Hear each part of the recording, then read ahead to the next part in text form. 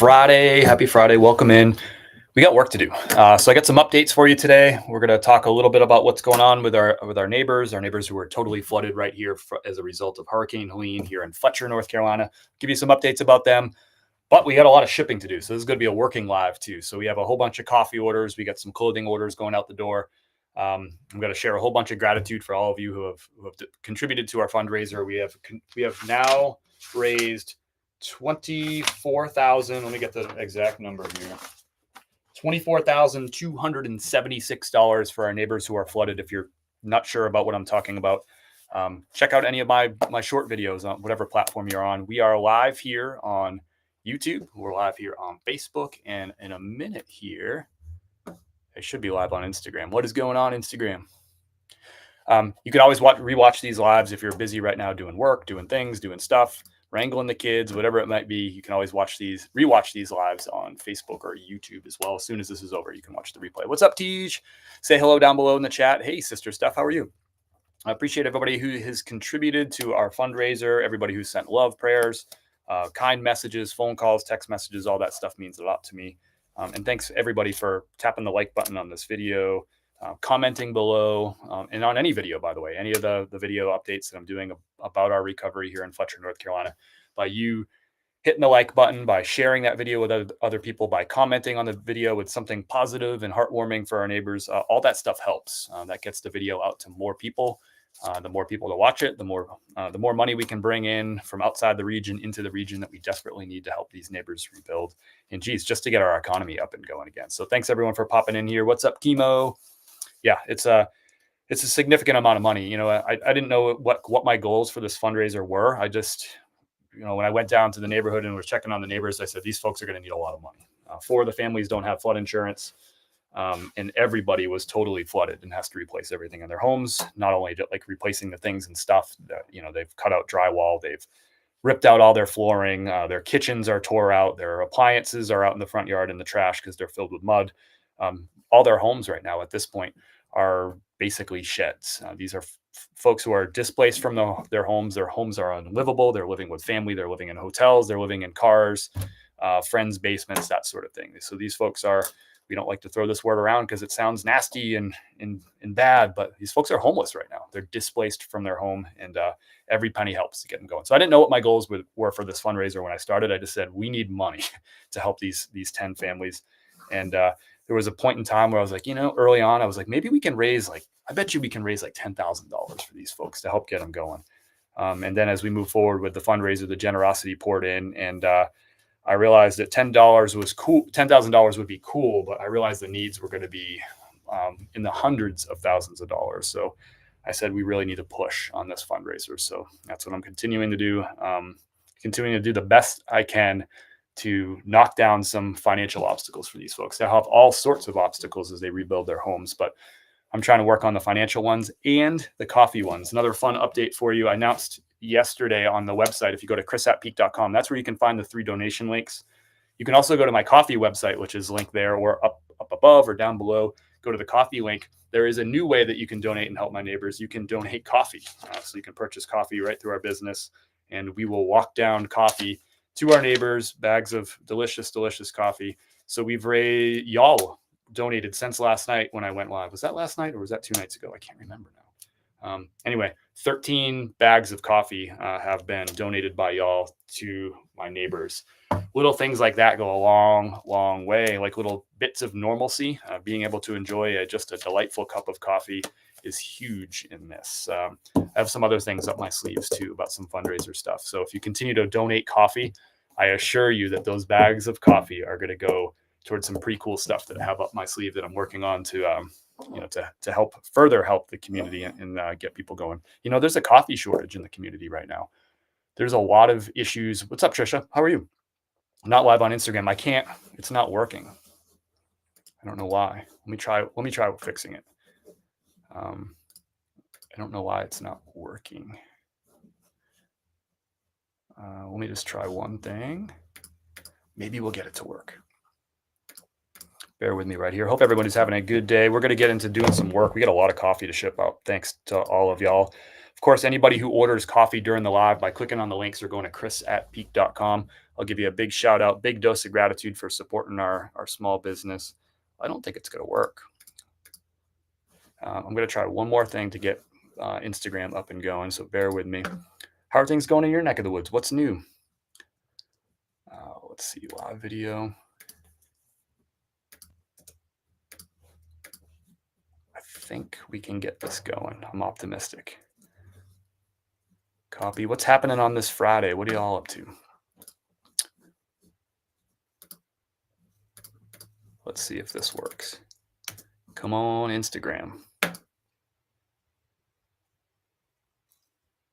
Yep, it's not going to work. It's just not going to happen today on Instagram. So we're live on Facebook and YouTube for today. I'll have to figure out what's wrong with the Instagram. But thanks for being here, y'all.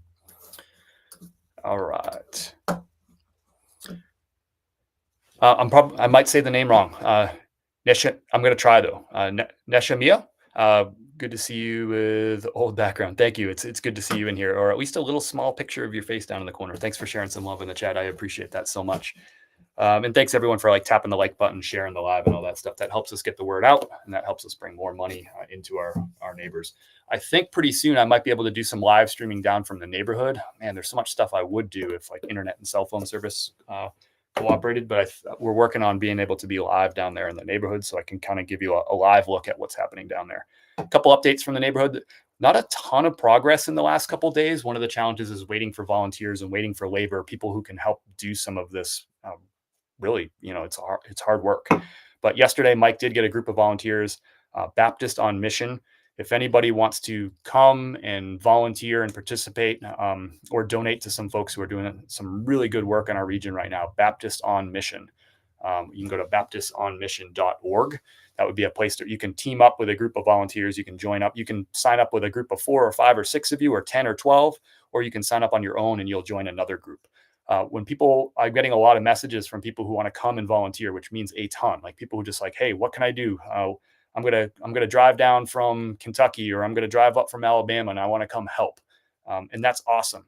There are challenges to that. It's a little bit more complicated. They're encouraging people not to just sort of like load up in their truck with some tools and some stuff and like kind of drive up here and try to find work to help. The challenge is you're not going to find anywhere to stay. All the hotel rooms are booked with relief workers, with volunteers, and all that. So you're going to get all the way up here. You're not going to find anywhere to stay, and it's going to be hard for you to go find exactly. If you're a carpenter, right? It's going to be hard for you to find exactly the person that needs help at the right time and has the materials that they need and all that. So consider joining up with a volunteer group, and you can Google other groups too. But Baptist on Mission have been great. They've been supporting us. Really, we had folks in our neighborhood helping. I think it was day 3, day 4. These folks were coming from across the region to come volunteer and help. So anyway, Mike had the folks from Baptist on Mission at his house yesterday. They did the really not fun work of pulling everything out of the crawl space. So we're talking about just wet insulation, like ripping out the HVAC, like tubing and like all that stuff, like ripping all that stuff, the plastic, the vapor barrier, all that crap out from underneath a really wet, flooded subfloor. So that work got done yesterday. There's a giant pile of insulation and just wet stuff in the front yard now from that. It's a huge next step for Mike and Mike, Alicia, and their family as they continue the long journey to rebuilding their home with no flood insurance, by the way. I mainly sell men's clothes. I do sell some women's clothes too, which link allows me to go to coffee. You can click the down below on Facebook. You should see above or below me, there's a series of links, and one of them says donate to my neighbor's coffee, and there's like a link right there. Or just go to chris@peak.com and click on the coffee and rad merch link, and that'll bring you my coffee website. And right there, you'll see the opportunity to donate coffee to my flooded neighbors. I got fun stuff up my sleeve for what we're going to do to continue to kind of spread the coffee love. But yeah, we have a coffee shortage, and we're hearing from volunteers and relief workers that it's hard to get a dang cup of coffee in this area right now, and that hurts my soul. So we got to get coffee out to folks that need it. So if you can donate some coffee, I will make sure that those bags of coffee go to good work to get people cups of coffee and stuff. We got a lot going on. You're saying bring an RV. No, Sister Steph Peak, I'll repeat what I said. If you are going to come and you want to do work, don't come alone. Don't come in your RV. Join up with a group that's organized, that's in touch with needs. And I mean, the region is gigantic and there's little pockets of need it's very dynamic, right? So you need to get in touch with an organization that knows where the needs are and can have a group of people that can help you do work. You can come and show up with a hammer and nails in your pickup truck, and you might drive around for days trying to figure out exactly who needs the help. And then it's just you, right? A lot of the stuff you need a group of people to make an impact. So please join a local, like an organization. You can Google it, or you can go to Baptist on Mission and you can sign up with you or a small group of people to join up with a larger group, and they'll send you exactly to an address that needs help. That's the hardest thing. So you're not going to have a place to stay if you come here alone, and you're not going to find like the right person to go help. But thanks for that question, Jennifer. Any way you can donate and get money into the Western North Carolina region to help out people and to help out small businesses is really, really huge right now.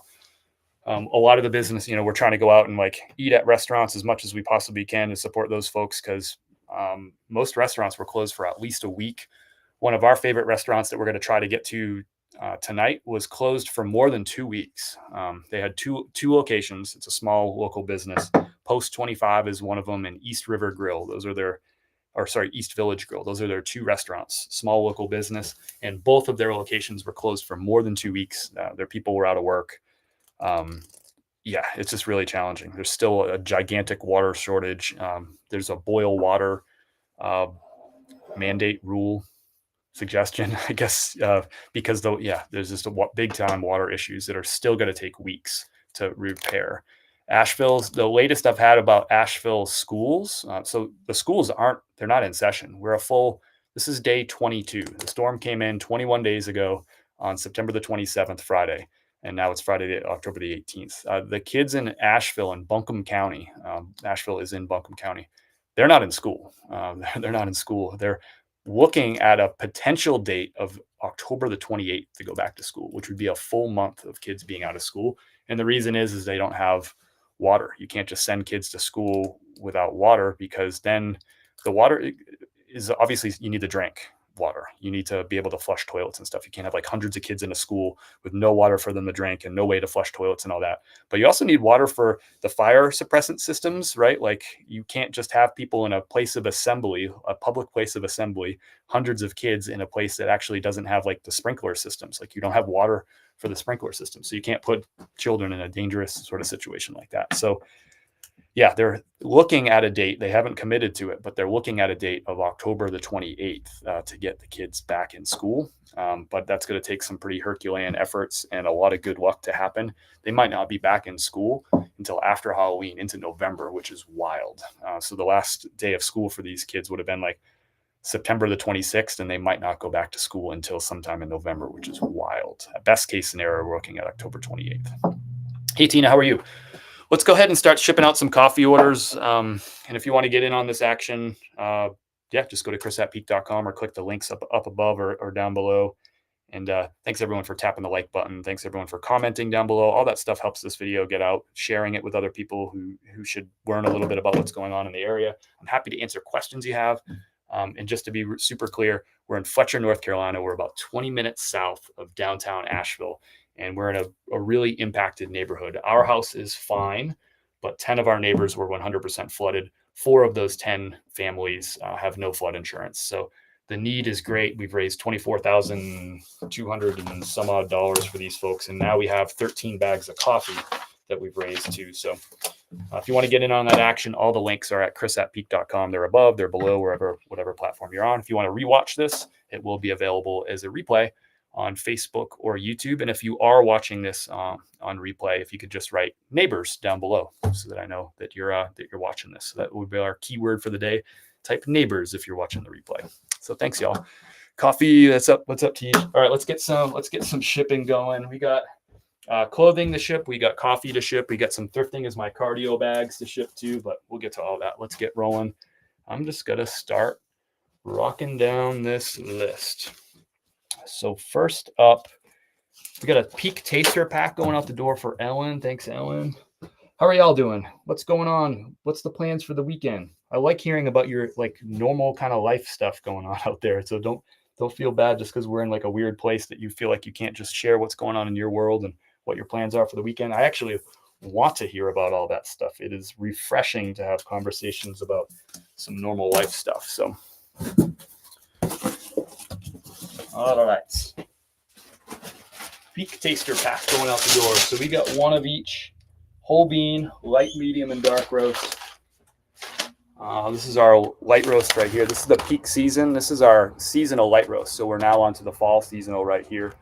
This is fair trade. It's organic. It's single origin. It's the best of the best coffee. It's roasted right here in Black Mountain, North Carolina by our friends at Dynamite Roasting. They have won Western North Carolina's #1 coffee roaster now 12 years in a row, but as voted by the people, 12 years in a row. #1 coffee roaster in Western North Carolina.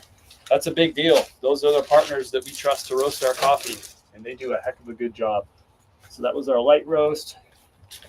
We also have a dark roast if you're into that. This dark roast is going to give you, it's going to have a nice creamy body to this, just like subtle hints of chocolate, a little jammy fruit as it cools down too. Great for if you like drinking espresso at home. It's a really great cold brew or iced coffee too. It's not like most dark roasts that you've ever had before. Most dark roasts are like roast, just really dark, really bitter. That's not this coffee right here. It's going to have some just like fun, different flavors to it, a little bit of creaminess, a little bit of roast to it. Of course, it is a dark roast, but just delightful cup. I'm drinking the medium roast right now, by the way. Cheers in my Meow mug. Cheers. I got some medium roast. Big shout out, Martha. Thank you so much for your order. That's awesome. Martha, thank you. We'll get your order shipped right out after this. You get to skip the line when you order during the live. So we'll finish up Ellen's order right here. Ellen's in St. Charles, Montana. A little taste of the mountains going out to you, Ellen. A little taste of the East Coast mountains.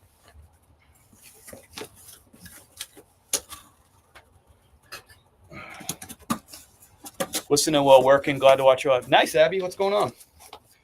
I hope you're not working too hard. It's a Friday after all. Babysitting my 4-year-old grandson. Nice. What's your grandson's name? I'll say hi. Just listening as much as I can. My knee is injured, so catching up on my death pile. Cindy, sorry to hear about your knee. Does it just need some rest, or are we talking about something more serious?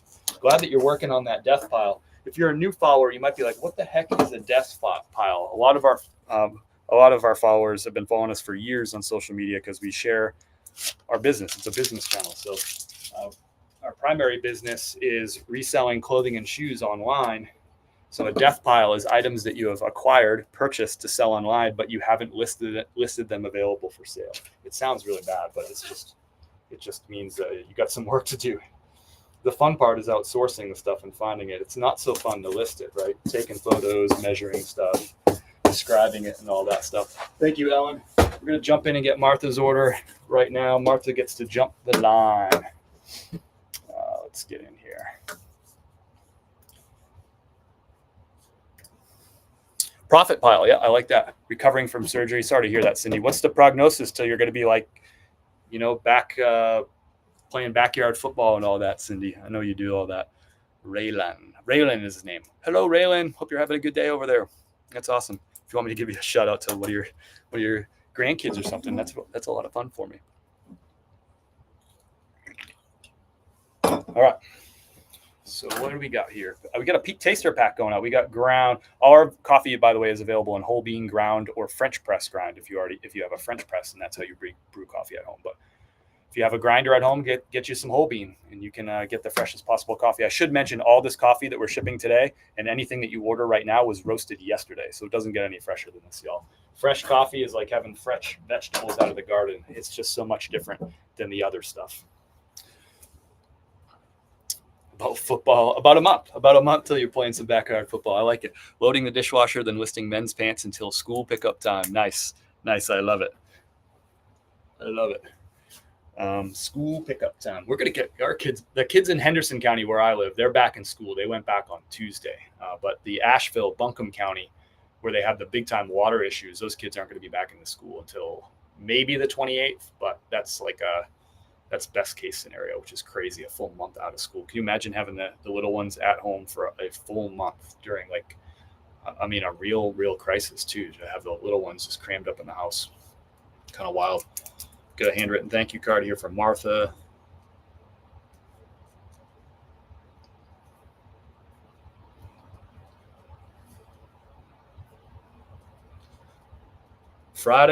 Friday. Thanks, Martha, supporting us. That just makes it so that, Kim and I can be stronger, so that we can, if our business is strong and things are going well, that means we can devote more time and energy and money to supporting our neighbors and stuff too. So thank you. We need all those things. We need time, we need money, we need prayers, we need it all. So thank you for that. Let's get this one shipped out for you. Got a peak taster pack. So we got one of each, and it's ground, medium, light, dark roast. So I'm drinking the medium roast. We haven't talked about that. The medium roast is going to have a little hint of like milk chocolate and sweetness to it. Again, this isn't flavored coffee. That's just a natural flavor from the beans and from the roasting process. But a super, super balanced cup of coffee. Probably the most balanced cup of coffee you've ever had in your life. Just super smooth, just a hint of sweetness. Kim and I drink that probably eight days out of 10. We're drinking the medium roast. That tends to be our favorite. It's just a great daily driver. Got a couple more coffee orders. People jump in the line. I like it. Thank you so much. We'll get to your orders right after Martha. You order during the live, you're going to get a big dose of gratitude. You're going to get to skip the line. Thanks so much. This is going out to Benson, Arizona.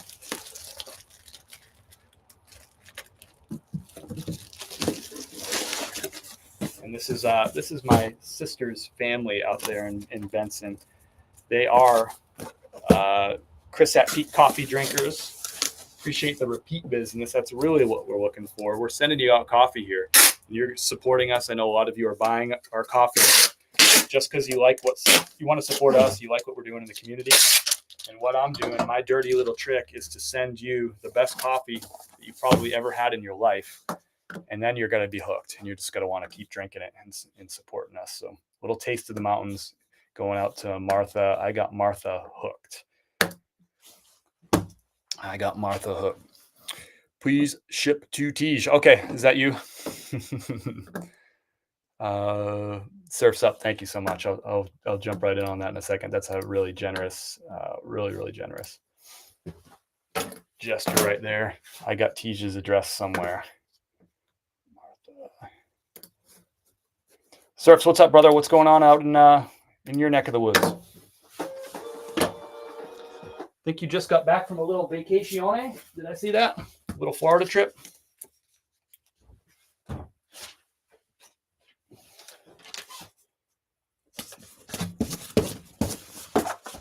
Thank you so much, Martha, supporting our small little business here in Western North Carolina. Any way that you can support small businesses in Western North Carolina is huge. I mean, just necessary, life-changing.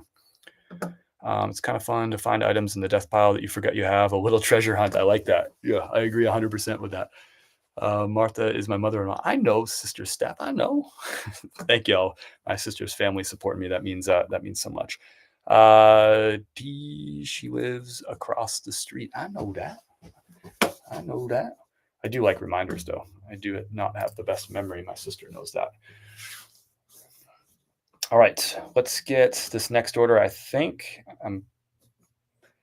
Surfs Up. Okay, we got 2 bags. So Tej, Surfs Up, thank you so much for supporting our small little business. And thanks, Tej has been a big supporter of ours for a long time. So thanks for that kind gesture to send her out some coffee. Tej, let me know down below in the chat.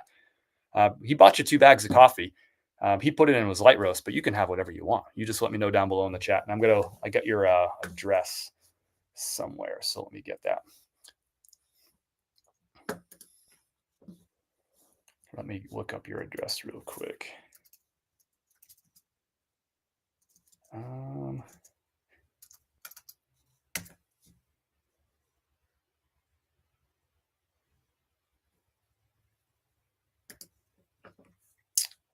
Is the address, let me see how to share this without sharing too much.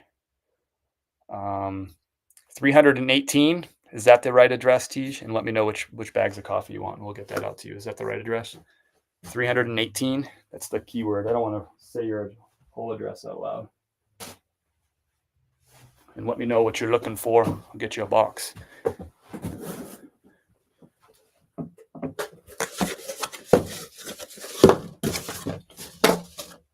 Whole bean, medium, and white roast. You got it. Coming your way.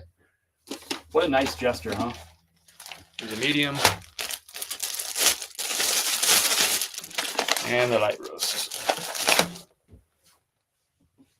Thank you, Surf's Up. Let's see, whole bean white roast.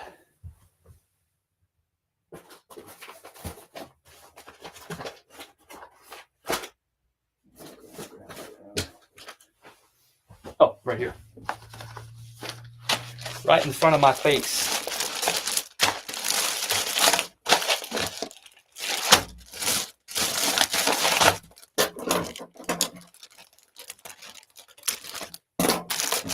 Thank you, Surf's Up.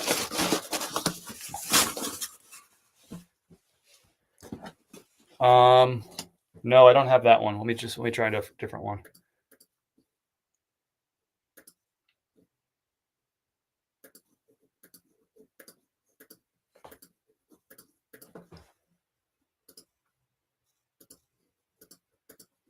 Oh, these might have been ones that you ordered as gifts for people. No, I don't have the Moses Lake one. Can you message me that on I guess Instagram would be the easiest way. I'll bring my Instagram open.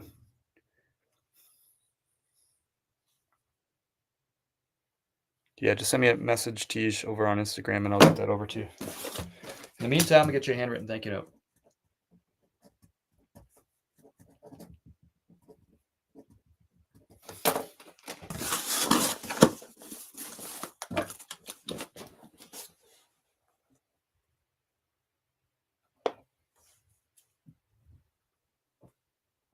I don't see the message.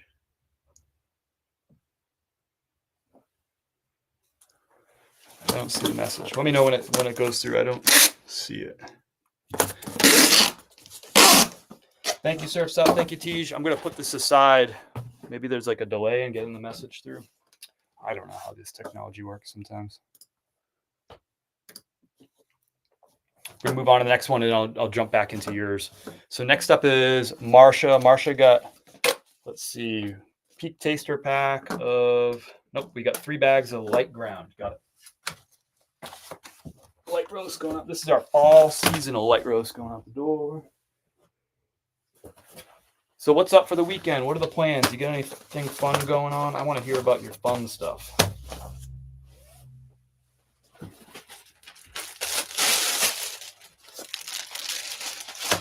This is going out to Marsha. Thanks so much, Marsha. Roasted yesterday for you.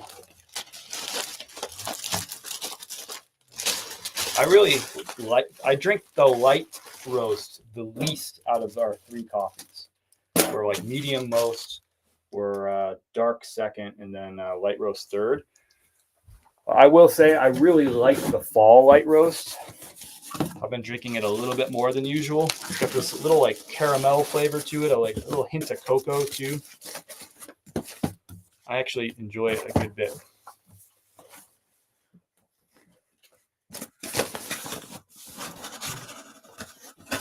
Thanks, Marsha. Got your handwritten thank you note in. That was a real nice. Done. Slow typer. No worries. I should have your address. I don't know why it's not showing up in my search.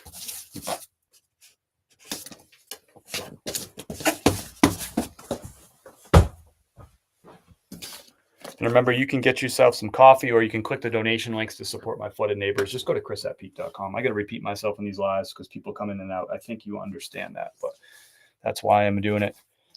We got a Peak Taster Pack going out the door to Kristen. Thank you so much, Kristen. We're going to have a whole bean light, a whole bean medium, and a whole bean dark roast. Going out to Kristen. Kristen's in Carnation, Washington. Tej, is that family of yours? Tej? Carnation? Let me know. That sounds familiar.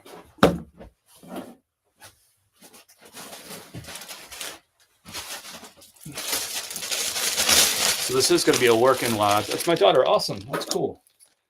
Thank you so much. You probably see me like putting this coffee into the clear bag, but then what I'm doing is I'm cutting a little hole in the clear bag And I'm doing that at the top. And the reason why is, see all these bags? They have this is a one-way like valve right on here, like a one-way seal. So this allows the coffee that was roasted yesterday, it allows it to off gas, which many of you are off gassing right now at your house. I know you are, or at your work. I know, I'm on to you. But what that does is it lets out some of the CO2 that will be released by the coffee as it just sort of sits and settles there after the roasting process. So air can't get in, but CO2 can get out. So when I'm putting this in the bag, I'm putting it in the bag to protect it, like as it gets shipped, if it's raining somewhere along the way, that the bags don't get all soaked. But I'm also cutting that little hole in the bag so that that CO2 can off gas a little bit, just like you're off gassing. Everybody does it.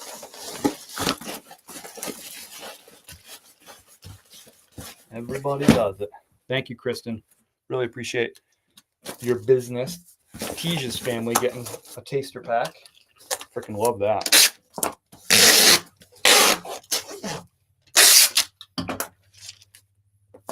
And I don't think this is your daughter's first spin with the coffee. Am I right? She's enjoyed Chris at Peak Coffee in the past. Thanks so much. Got a lot of coffee going out the door. We got some clothing going out too. I always thought that was for smelling it. I mean, yeah, that helps. You don't need that little the coffee this fresh. When coffee's like this fresh, it smells so much. So I get like reports from people all the time, surfs. They say like when they go to the mailbox, they haven't even opened the mailbox yet, and they can already smell the coffee in there. So they know their coffee has arrived before they even open the mailbox, which is funny. When it's real fresh like that, it's just going to have more of a fragrant smell. You can imagine what this office smells like. We got 78 bags of coffee delivered yesterday that was roasted yesterday. So just like coffee. Just don't go off gas while shipping coffee. Hey, you never know. You never know. I think we got some fresh orders coming in. So let me check who's, thank you, Brad. Surfs Up. The best surfer in all of Indiana is Brad. Surfs Up Fines. Thank you, brother. We got to donate. Ellen, thank you so much for that donation. So Ellen clicked the link to buy coffee for our flooded neighbors. So Ellen's donating a bag and buying a bag. I love that. Best of both worlds. So this is going out to Franklin, Tennessee. Thank you so much, Ellen. Franklin, that's a Nashville suburb, unless I stand corrected. Is that right, Franklin? Either way, thank you so much for that. So we'll get you a fall light roast. Ground. Let's see. Gotcha. Thank you, Ellen. And I'll make sure that our neighbors are going to get some delicious, delicious coffee. And they'll get to choose whichever one they want, the light, the medium, or dark. I'll make sure they get the right one. What a really kind gesture, Ellen. Thank you. I think you're going to love the coffee. Ellen, is this your first time buying Chris at Peak Coffee?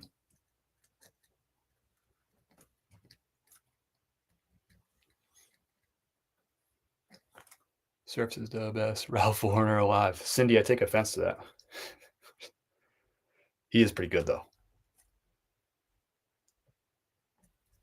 I can't talk and write at the same time.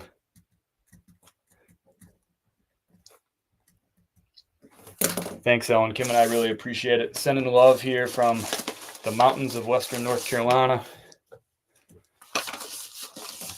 Franklin is about 30 miles south of Nashville. Gotcha. So, Mary, is this you, Mary Ellen? Or are you just...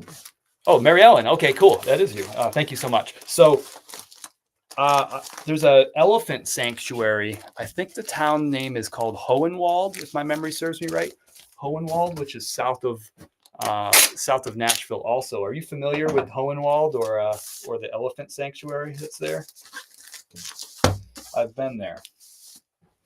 I went with a group when I worked for the University of North Carolina at Asheville. I went with a group twice out there for a alternative spring break. I was the adult that was on the trip with the students, and we did a bunch of volunteer work for the elephant sanctuary. It was a really fun experience. Students, I think, really enjoyed the experience.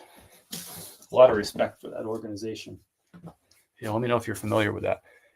I've heard great things about you and your coffee from K-Way and Surf's nice. I usually, usually most of what they say, Mary Ellen, is, I think you would take it with a grain of salt. But I think this time they were right. No, those guys are great. I'm glad you are a fan of them and a friend of K-Way and Surfs is a friend of mine. So, but yeah, let me know, Mary Ellen. Are you familiar with Hohenwald or the Elephant Sanctuary that's in Hohenwald? I think that must be close to Franklin. Oh, I need more. Need a new box of shipping labels.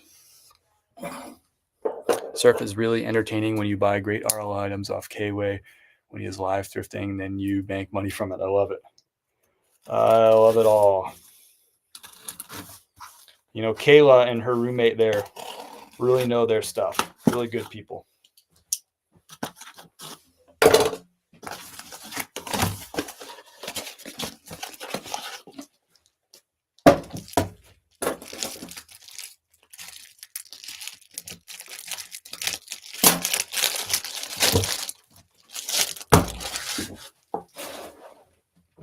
I don't like running low on shipping labels. I only have 500 left. I ordered another 1,000, but I don't know why they haven't come in yet.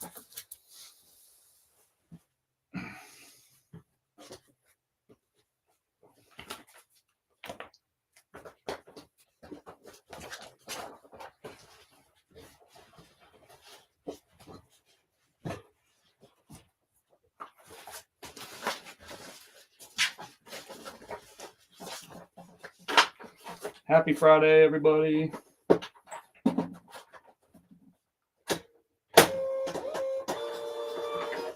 Back in business. Hohenwald is southwest of Nashville. That's great that you helped them out. Yeah, it was fun. It's a really great organization.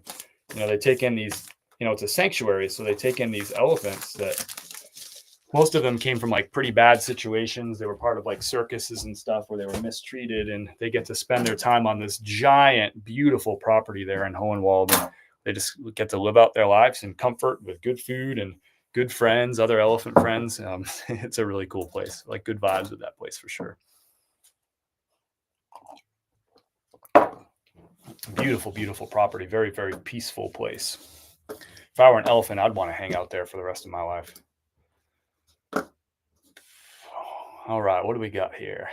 We got to get back to Tija's order from Surf, so let's get that out the door.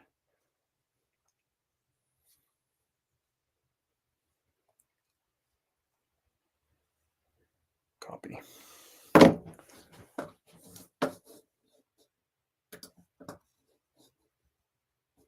Is it gonna let me change this? Right, package details. How do I change it?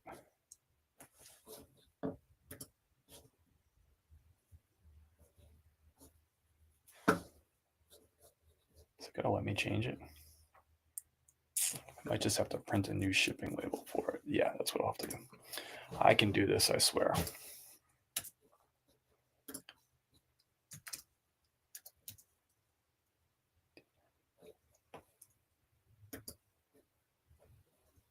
Gotcha, Tina.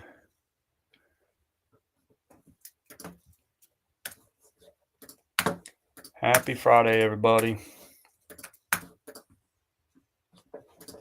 We'll get into some clothing. I'll take a break maybe from shipping coffee and show you some clothing. I know that my reseller friends, they want to see some of what's selling on eBay and Poshmark. I got a Mercari order today too.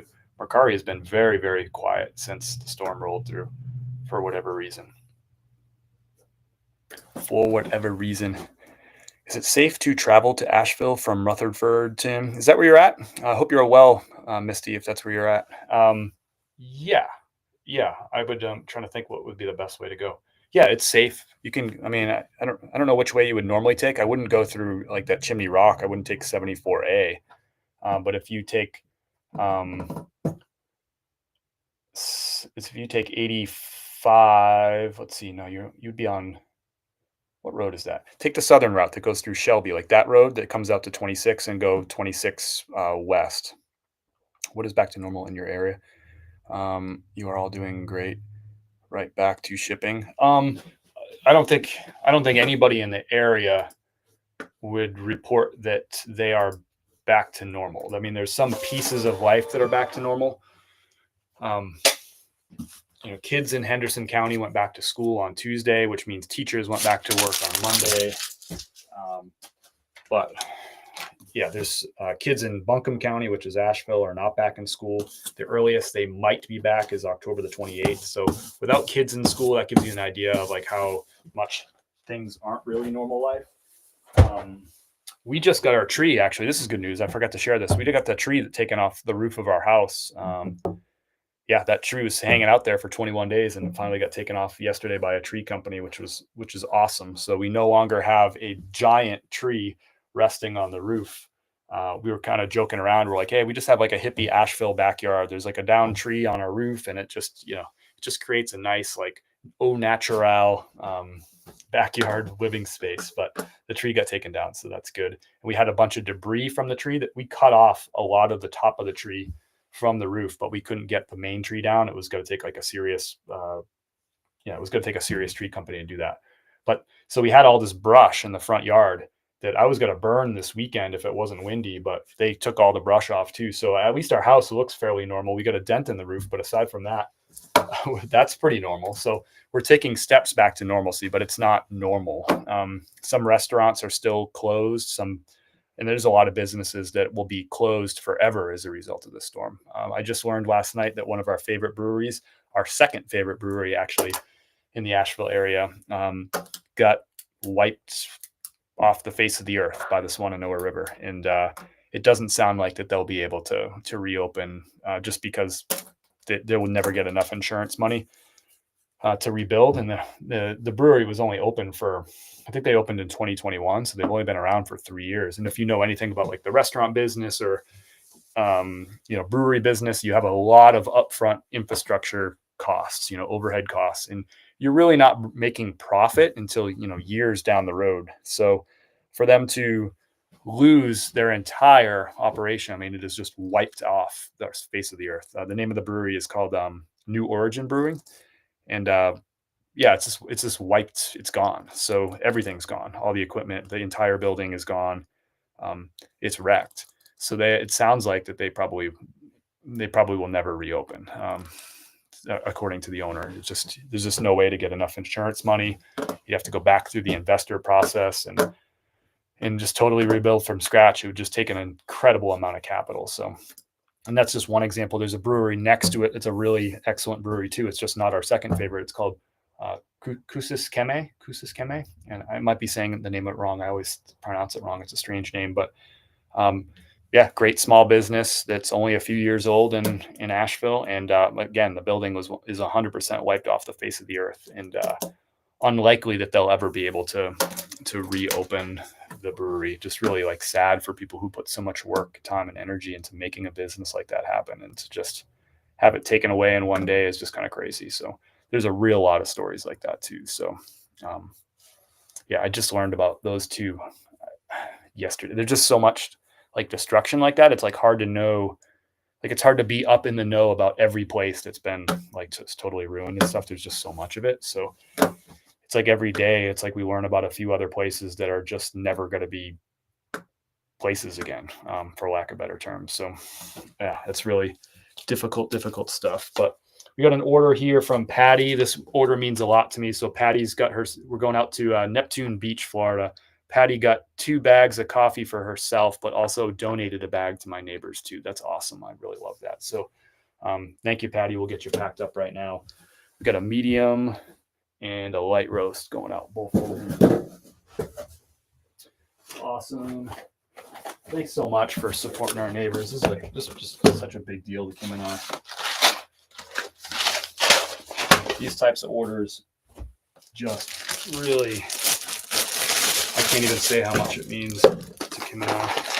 So we're going to bring coffee down to our neighbors, and they're going to be ecstatic to get this little piece of normalcy, despite the fact that they are homeless right now. To make a delicious cup of coffee, I think is just it's just a big deal. So 2 bags for you, Patty, and 1 bag for my neighbors. Really, really nice. Really generous. Thanks for supporting our small business and our little neighborhood here.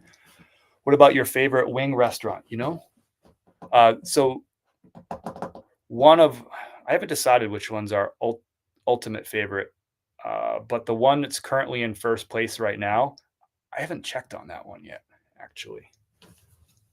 Let me find out. Cam, have you heard about the wing place there in Horseshoe? Hustle Wings? Can you check like Instagram or whatever, see if they're like a thing still? Because I think that area got hit pretty hard there. Kim's gonna check. Yeah, we haven't checked on that one. The one that's like our second favorite right now, they were closed. They're fine, but they were closed for more than 2 weeks. We're gonna try to go to visit them tonight. They just opened a couple days ago. The address is Misty.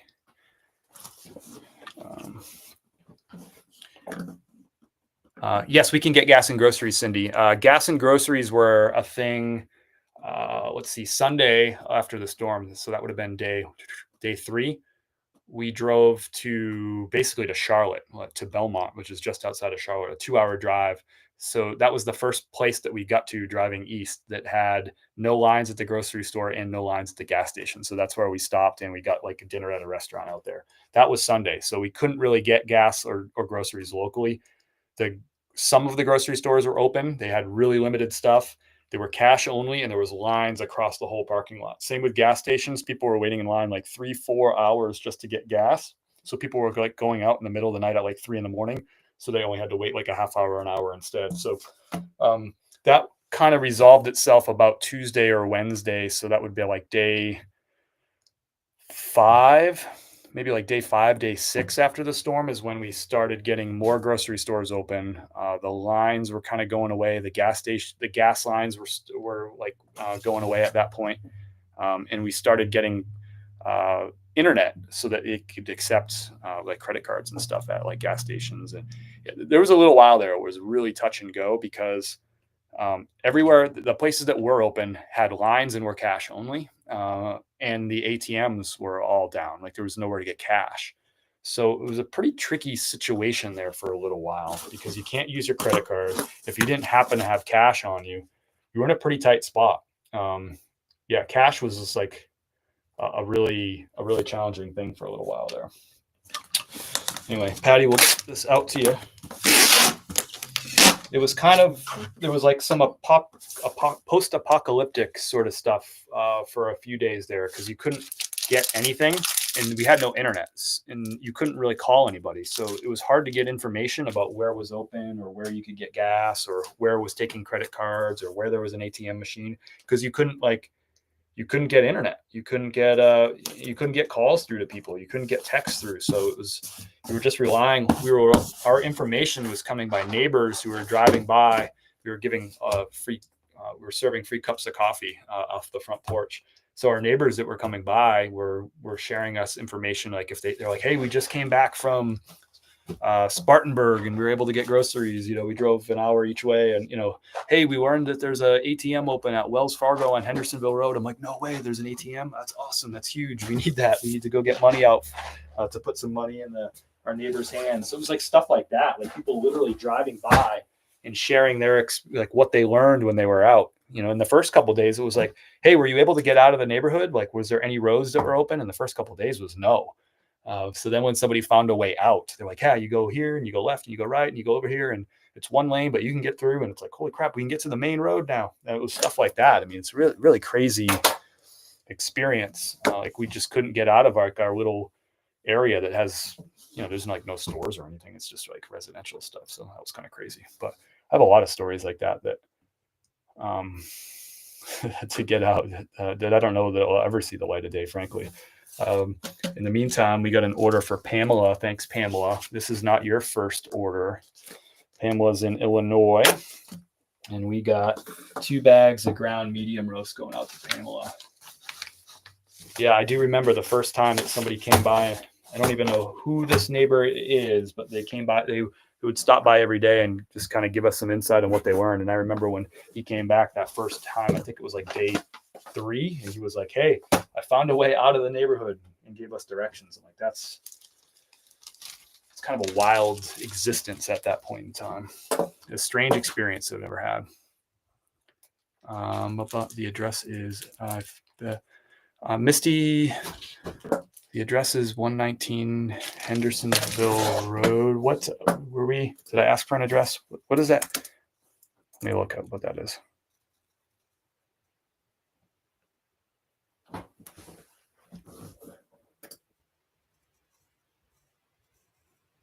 That's like the Mayhack building. Is that what are you, Misty? Why are you sharing the address with me? Did I miss something? That's like, I think that's the Mayhack building on Hendersonville Road near the Biltmore. Why did you send me that? Did I miss something? I bet that felt wild. I can't imagine I only play life like that in a video game. Yeah, it's something I never would have imagined. You learn about Hustle? Yeah, I think they're fine. They posted on Instagram 2 hours ago about coming in to get ice cream for their they evidently have an ice cream thing in there. It says they're open on the website. Oh, okay. Until 9 p.m. tonight. Okay. So good news. Hustle Wings and Horseshoe is okay. Right now our favorite wings in the region. That's about like 35 minutes south of Asheville. So a lot of people got mad at me when I said like they have the best wings in Asheville because they're not in Asheville, but it's the Asheville area, and the wings are that good that I would recommend if people lived in Asheville and they were looking for good wings. I'd say drive on down to Hustle Wings. It is worth your trip. So sounds like they're open. speaking of, Oh, I didn't know you're still there. Say hi. Say hi. hi. It's like, who that?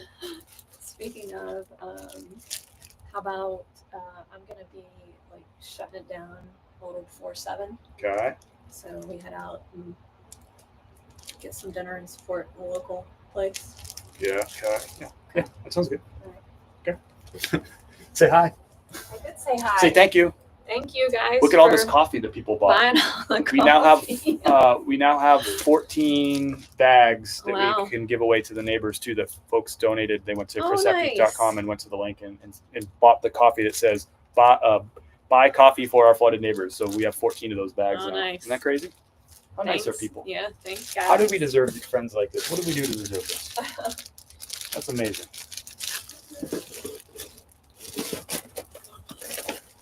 Pamela, we got medium roast coming your way.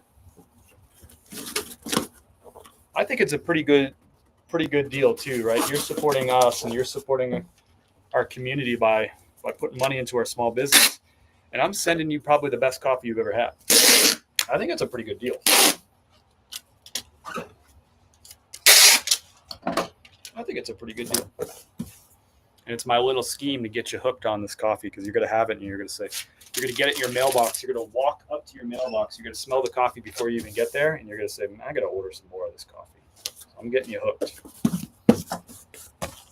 Can't wait to have a job again so I can finally buy some bags. Lauren, sending positive vibes your way, getting a new job. Just you being here in the live and supporting us means a lot too. It doesn't have to just be financial support. The prayers, the love, you guys listening to my stories and all that stuff. It means a lot to me. Misty, have you added the items that are on your important list after this? Have you added to the items that are on your important list after this event? Cindy, I don't know what you mean with that. Do I have an important list? Do I have an important list? I'm not sure what you mean, Cindy. Maybe I'm missing something. Misty, I'm still not sure why did you send me the Mayhack address? Was there a reason? Did I miss part of the conversation? Why do I want to? That's the Mayhack building, right? I'm not sure why you sent it, but thank you, I think. We got an order for Rachel. We got 2 bags of Black Mountain Dark Roast ground. Thank you, Rachel.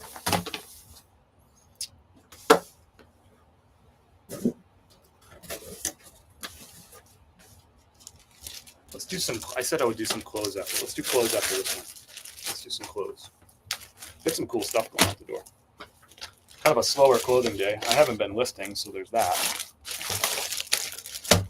That's a good reason why. Important items to have on hand in case of emergency. Oh, yeah, for sure. Yes, for sure. Starlink generator. We got the generator. And thinking about, I wish I bought the Starlink early on. I should have done it. It's expensive though. But if we get something like that ever again, which gosh, I hope not, I will buy it immediately.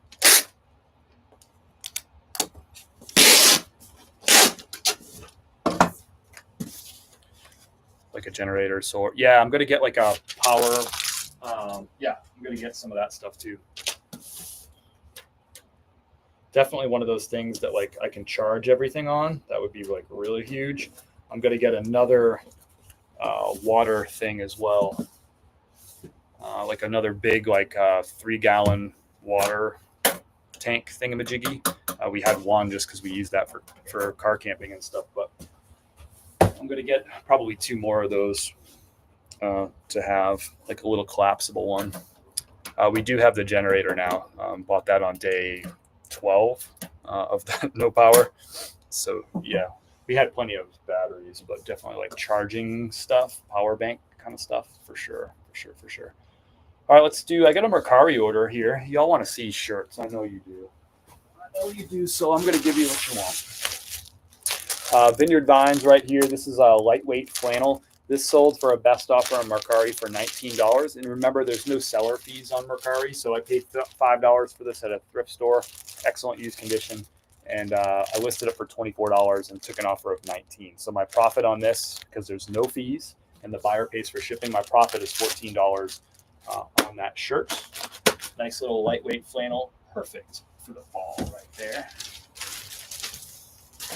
Nice color too. This is my size too. I don't know why I didn't. Could have kept this flannel. I have enough flannels, but I could have kept it. This is going out to Knoxville, Tennessee. So normally I'd say, hey, Knoxville, that's close by.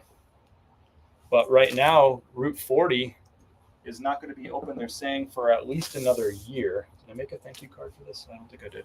They say another year before Route 40 is going to be open. So 40 is how I would drive to Knoxville. It would take me about 2.5 hours from my house to get there.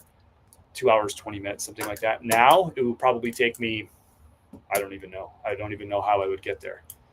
It might take me 5 hours to get to Knoxville, unless I went through a back mountain road, which is really tricky to do now because everyone's trying to do it and there's a lot of traffic on it. But I think that would maybe take like 3.5 hours if there wasn't like a million other people trying to do the same thing. So I don't really know what the best way to get to Knoxville is. Normally this would be just a hop, skip, and a jump, just right on the other side of the Smoky Mountains. But now that is tricky.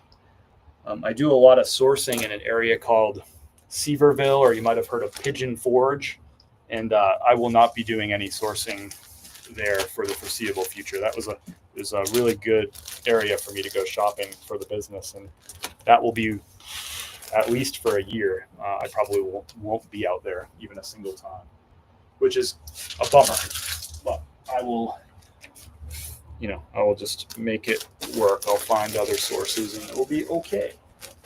It will be okay. We just want to see you happy and doing well. You could just stand here and tell us a story. Yeah. Part of me is like, it's kind of hard, like still telling stories too. It's kind of getting old. It's fun to actually talk about something else. Like I like hearing what's going on in your world, and that's kind of like really refreshing to me actually, is hearing about your world, your lives, your plans, what's going on, how's your business going. That stuff's, for me, it's actually really helpful. Let's get these shipping labels printed out. So we got some eBay orders going out the door, 4 of them. So a slower day for sure on eBay. Between all the clothing sales yesterday, I think with FBA, I'll check FBA, give you a real number here. Amazon. So I had 4 eBay, 1 Mercari, and 3 FBA yesterday. So 8 sales. That's pretty good. Right now I should be averaging right around 13 is what I forecasted for October, 13 items a day. And I sold 8. So we're definitely down in the clothing business, but that's to be I guess that's to be expected given where we're at. So this order is going out to Brennan. That's funny. I didn't even show it to you. It's an LL Bean, not a practice, LL Bean chamois shirt. And it's like a big, heavy, like super soft flannel chamois shirt. LL Bean is going in Portland, Maine. So LL Bean is from Freeport, Maine, which is really close to Portland, Maine. So we're shipping local stuff here from Asheville up to Maine to Brennan. A beautiful shirt, by the way, too. I love the nice fall colors on this. So this sold for $29. I paid $5 for it at a thrift store. Sold for $29. Buyer paid for shipping. So after shipping and fees and all that on this thing, I probably ended up making about $20 profit on this, which is super solid. Nice to see the flannels moving. I have several listed. Yeah, that's true. There's actually 2 flannels today. I got some polo shirts too. It's my favorite time of year because the short sleeves still sell, but people are already buying. People are buying flannels, jeans, that sort of stuff. Long sleeve shirts, jeans, pants, corduroys. But they're also buying winter jackets and stuff already too. It was cold here this week. We had 3 nights that were in the 30s, which is not welcome at all, given the circumstances, given how many people don't actually have heat in their homes right now. So I've got a polo shirt here. This is a Polo Ralph Lauren. Nice color on this one. Just a basic polo style shirt with the horse or the pony on the chest there. This one sold for $49, brand new with tags, going up to Houston, Texas. I probably paid about $25 for this one.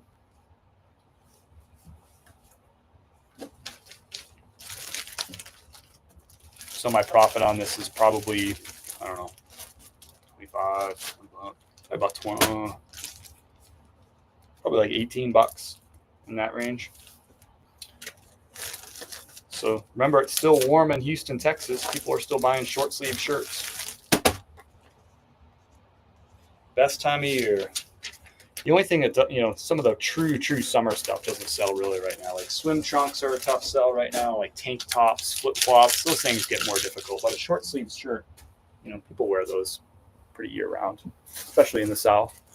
Another Polo Ralph Lauren. This one's a performance polo. So this is like a moisture wicking, like polyester job. So Polo Ralph Lauren, you can see how it says performance right there. Keep getting phone calls.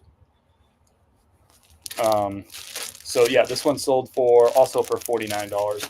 I tend to get a little bit better prices for those performance ones, but just happy to move some inventory. $49. I probably paid I did pay $25 for this one, so probably made about $18 on it.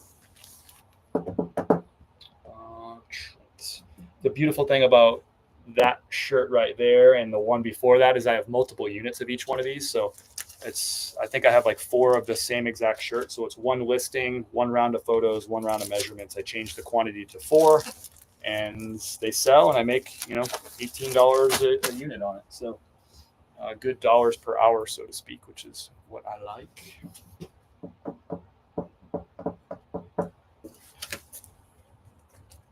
This is going to Illinois. Family had a trip planned to Pigeon Forge the first weekend in November. Do you think it'll be okay to go? I think so. Which direction are they coming from? Like, where's their home? Because for me to get to Pigeon Forge right now would take forever. But just depending on where they're coming from, I think it's okay down there. I think most of the rain fell. You did see some stuff that an area called Irwin, Tennessee, got hit pretty hard by the storm. But Irwin is on like the east side of the mountains. It's on our side of the mountains, whereas Pigeon Forge is on the west side of the mountains, the other side. All the rain dropped on the east side of the mountains for the most part. So Irwin got flooded by the Nolichucky River, which comes out of North Carolina into Tennessee. So it's still kind of North Carolina flooding that they experienced in Tennessee, if that makes sense. And same with the road that got wrecked in 40 that goes out to Tennessee, and the Pigeon, it's the Pigeon River Gorge area where the highway is just washed out. That the Pigeon River the headwaters are in Canton, North Carolina, and runs out through into Tennessee. So the Tennessee flooding there is a result of North Carolina raining. So, but Pigeon Forge should be okay from that stuff. Is your home postal service back in business? Yep. The post office has been picking up. They came. Their first pickup day was like Wednesday after the storm, so which would have been day like 1, 2, 3, 4. That's the way I'm kind of measuring things, is like how many days after the storm. So that would have been 5 days after the storm is when I started getting the post office pickup. They were closed Monday and Tuesday, but they did pick up on Wednesday. But I went to the post office that day anyway because they said we weren't sure. They weren't sure if they were going to be able to pick up, so I just dropped it off. I live down the street and we'll be getting clothing donations. Does anyone down there need anything specific? Alexandria, thank you so much for your support. It's really, it would be tough for me to answer that question because the needs are changing. Like I could tell you like, yeah, I have a family that needs like 2 coats, women's size small and women's size medium. And by the, they could get those needs filled tomorrow. And then, those coats could show up here, right, in like a week. And they're like, oh, yeah, we don't need those coats anymore. So the best thing to do is to find an organization that's distributing that stuff, and even better is to send money to organizations. So you can contribute Alexandria to our donation links, chris@peak.com, and what that does is it puts money directly into my account. And I walk down the street and I hand the money to the neighbors as they need things. They go get what they need, right? So if they needed clothing, they would go buy that clothing. That's the easiest thing because they can use money, even though the needs change. Cash changes with those. Cash can solve all those needs, right? So if they don't need jackets next week, but now all of a sudden they need to buy kitchen cabinets, right? They can use those donations to buy kitchen cabinets. Do you see what I mean? So the best thing through all this is money. So right now we're at that phase where people are in rebuilding mode and they need money for contractors. They need money for materials and stuff like that. And you can't trade a coat for you can't barter a coat for a woman's small coat to get a general contractor to come in to do some work for you. So nobody's going to lay floors for a women's medium coat or a kid's. You get the idea. Money kind of is dynamic and can solve a lot of different problems. So whether you donate it at chris@peak.com using those 3 donation links, or you find another organization like Samaritan's Purse, which is doing really great work around here, that can help. Also, the local churches, they're doing like supplies and like fundraisers for things and stuff, but they're also taking in money too. And that allows those church organizations to go and put the money into the hands, to deploy it in ways that make sense in the community too, to hit those dynamic needs. So, yeah, I should probably say this like more and more through this live. The best thing folks can do is to donate money to organizations in the area that are doing good work, direct to churches, direct to folks like me who are going and helping these neighbors. We're not paying CEOs, we're not paying administrative teams and marketing teams and stuff like that. 100% of the money goes straight to people, and straight to people in need. There's no like trickle down effect where the money is getting stripped off by anything else. So look for that kind of stuff. That's really support small businesses. That's what we really need. A lot of businesses just reopened after being closed for a week or 2 weeks, and those places are hurting and they need to be healthy because they have a bunch of employees that need to work. And if those employees make money, they can go buy what they need. And if those employees make money, they can go and support other small businesses, right? So you supporting our small business by buying coffee, by going to chris@peak.com or clicking the link above or below, that allows us to be strong and go out tonight to one of our favorite restaurants that just reopened a couple of days ago after more than 2 weeks closed. We can go and support that restaurant, right? That restaurant can then pay their employees and we can overtip their staff. And then those employees can go out to other, and go to stores and go to restaurants and buy coffee and, gas locally and clothing and all that stuff that gets this region back up and going. So it's like a waterfall effect by you purchasing from a small business. It impacts everybody around. They say that they estimate in Western North Carolina, this is an interesting stat, that for every dollar spent, 68 cents is actually spent within the region. So that like 32 cents maybe goes out to like Amazon or some national company, but 68 cents of that $1 of every dollar gets spent locally. So that trickle down effect of supporting our small business or any other Asheville area or Western North Carolina small business is huge. It's huge. That money largely is staying around here. I thought that was a really interesting stat. Sorry I didn't share that with you earlier, but supporting small business is always important. It's been something that's been a part of it's been in my blood as long as I can remember. And but right now it's never been more important because every small business around here has just been really, really hurt. The ones that have survived are hanging on for their lives, literally. I'm not like exaggerating. A lot of these places took on damage without flood insurance that they had to pay for out of their own pockets. It's take away their cash reserves.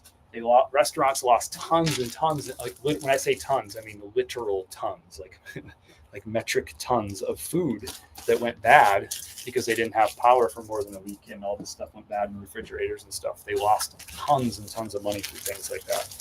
They had flooding. They had trees down on their buildings. They had parking lots that washed out. They got to pay out of their own pocket to get that stuff repaired just so they can get back open. It depletes their cash accounts. And then it's hard to get back up and going in business because their normal clientele is, many of them are homeless. Many of them are in really tight financial situations, so they can't come out and support them as much as they used to. So it's a really big challenge.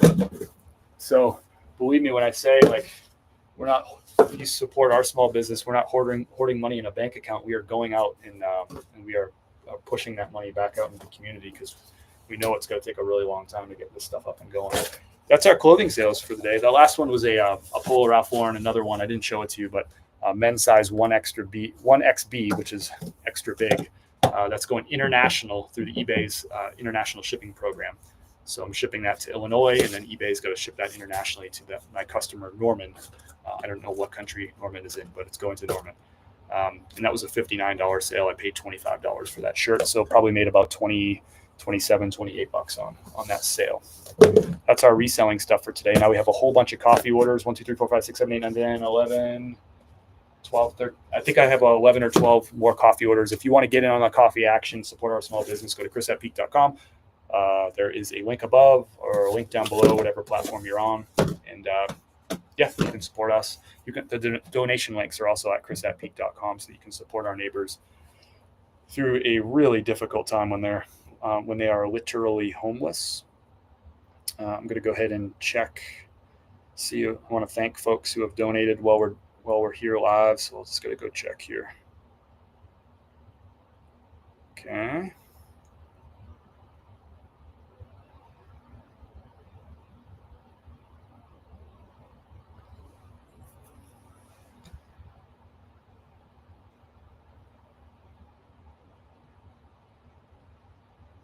All right. A big thank you to Samantha, who came in earlier today with a really, really generous donation towards the GoFundMe. That goes right to Mike and Alicia's family. That's their bank account is connected to that, not mine. So that goes right to Mike and Alicia. They have no flood insurance, and they have a real long journey and a real expensive journey ahead of them. So thank you, if you're out there, Samantha, for supporting that GoFundMe. That was a really, really generous donation. That's really going to help out a lot. And that is our one donation that we've received today. So if you can help out, we have raised over $24,000 for our neighbors, but the costs down there are crazy. Mike and Alicia are paying $16,000 for their HVAC system to be replaced so that they can have heat and air conditioning. But more importantly, right now, heat, because it's been 30-something degrees overnight the last few nights. So, when I say we've raised $24,000, it is unreal. It is unreal, and I couldn't be more appreciative. And at the same time, we need more money. Frankly, the neighborhood needs a lot more money to rebuild, to get their homes back to livable. They are homeless. They're living with other people in other people's homes. They crammed into extra bedrooms and basements. And one of my neighbors is sleeping in his truck. That's the situation down there, and it's going to be a slow going, and it's going to be really expensive. So. Yeah, things like buying floors is $2,450 out of $24,000. A kitchen, we're getting an estimate for, kitchen cabinets and countertops. That's going to be thousands of dollars right there. Drywall, insulation, HVAC units. We're talking big ticket items for folks who don't have flood insurance. So it's going to be a long road. Every penny helps. If you can donate $10, and help get our neighbors back up on their feet, it's going to be a big thing. You're going to hear me talking about this for quite some time. I don't like asking for money, but I really just don't really see a choice. That's kind of where we're at right now. Let's get some more coffee out the door. Got an order for Amanda. Amanda's out in Alabama. Thanks for supporting our small little business. Thanks for hearing me out as I ask for money. I know sometimes people get sick of people asking for money and all that stuff, but it couldn't be more real. It's not easy for me to do, but I got to do it.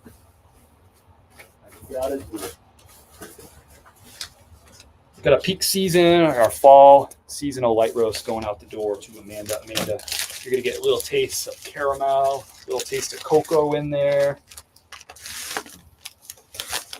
Just a nice light. This is a really balanced cup of coffee. I think you're going to enjoy it, Amanda. I really like the fall seasonal. Some of them are a little bit too fruity for my taste. This one isn't fruit forward at all. There's really no citrus or fruit to it. It's more of like a caramel sweetness to it. Very subtle. It's not flavored coffee, just really subtle. The fall seasonal light roast is from Honduras. It's single origin, so this comes from the farm of Lenny Diaz. So it's one family farm where all the beans come from. So that's what single origin is. It's fair trade, it's organic, and this is single origin. So this is when it comes to coffee, this is like the top. This is the peak. This is the paramount. It doesn't get better than fair trade, organic, and single origin. Straight from Lenny Diaz's farm in Honduras, who's a good friend of our roaster Dynamite. They are really, really close friends and have been working together for a long, long time. Got an order for Karen. She's got the fall light roast, and she's got a whole bean going out. All our coffee's available in whole bean and light roast. That's the fall seasonal again. Going to Karen. Thanks, Karen. Our home is good. Yeah, we got the tree off our roof yesterday. So day 20, there's just so many needs, for us to worry about getting the tree off our roof when people had trees through their roofs and stuff and, had their entire homes flooded. It just wasn't really super important to us to get the tree off, but it got off yesterday. We did get it off. So that's a little return to normalcy to not have a tree on the roof. Little things just slowly getting back to normal. Let's see, Karen. Thanks, Karen. Really appreciate it. Handwritten thank you note going out to you. Alexandria, my heart, watching small business. Yeah, it's tough. There's small businesses out there that just got totally wiped off. Like their building, their equipment, everything that they have is totally wiped off the face of the earth. Not just a couple. It's not like, Chris is saying that because like two businesses got like wiped off the face of the earth. I mean, we're talking, I don't know, easily hundreds, but I'm guessing it's probably like thousands of businesses that were 100% wiped out. That we'll have to figure out, are we going to go through the whole process of rebuilding and all that work so that we can reopen a year from now or something like that? We went yesterday. So y'all might know Big E Eric. He's a reseller. He's down in Greenville, South Carolina. He's been coming up every Thursday with a giant truckload worth of supplies, clothes, food. You name it. He's been bringing it up from donations, stuff out of his own pocket. He's driving up an hour and 15 minutes from Greenville, South Carolina, which also got hit hard by this storm, just not as hard as us. And he came up yesterday. We rode up to Hooper's Creek Baptist Church, which is a church in our neighborhood that's been doing a lot of work for people and been a supply center and donating and just helping out people that's just been crushed by the storm here in our neighborhood. He came up yesterday after we went up to the church and dropped off all the stuff that he brought, which is incredible, like winter jackets, sleeping bags, like stuff, sweaters, socks. And after we dropped all that stuff up, we went to 12 Bones to go support a local barbecue restaurant. 12 Bones is people who have visited Asheville. Many people have visited 12 Bones over the years. It's kind of an institution here in Asheville. And the barbecue is excellent. They have 2 locations in Asheville. We went to their south location, which also has a brewery. That's their new location. I was talking to the girl who took our order. I forget her name. She's a follower, by the way, too. She follows me on Peak Asheville. Really nice girl. She said that the other location is totally flooded out, and they say if it reopens, it'll be a year. And quote unquote, if it reopens, that's what businesses are facing. They have just so much. They have such a long road and they don't know. Like they just don't know. Like how do you know if you can rebuild? You don't know what all the costs are going to be and stuff, and you got to get access to capital and all that. So yeah, businesses are still in the place, like they're just trying to figure out, like, can we go through this of, like, literally just they have to demo the entire building and what's left and get rid of it, and then get contractors and stuff to come in to look at rebuilding. And they have things like the roads washed out and parking lots washed out, and yeah, there's like actual physical destruction that they have to have contractors come in and say, like, can we redo this on this property? And so they don't know if they're going to be open again. We're talking about maybe 1 year, which is crazy. That's an institution business in Asheville. 12 Bones. She said, luckily they're letting the folks she worked at the other location, the one that got flooded and ruined. She said, luckily they're giving staff over there some hours at the other location. But I asked her, did you miss a lot of shifts of work? She's like, well, yeah, we didn't open up for 10 days after the storm, so she missed a lot of shifts. So we helped her out a little bit, gave her a little something to help her get going, to support them, and we'll be doing a lot of that stuff around here. Gosh, I forget her name. We met so many people that feel terrible, but the nicest girl. And she was really grateful for how we helped her out. Medium ground. But there's just so many stories like that. It's crazy. We can't help everybody, but shoot, we're going to try. We're going to bless as many people as we possibly can. It's crazy.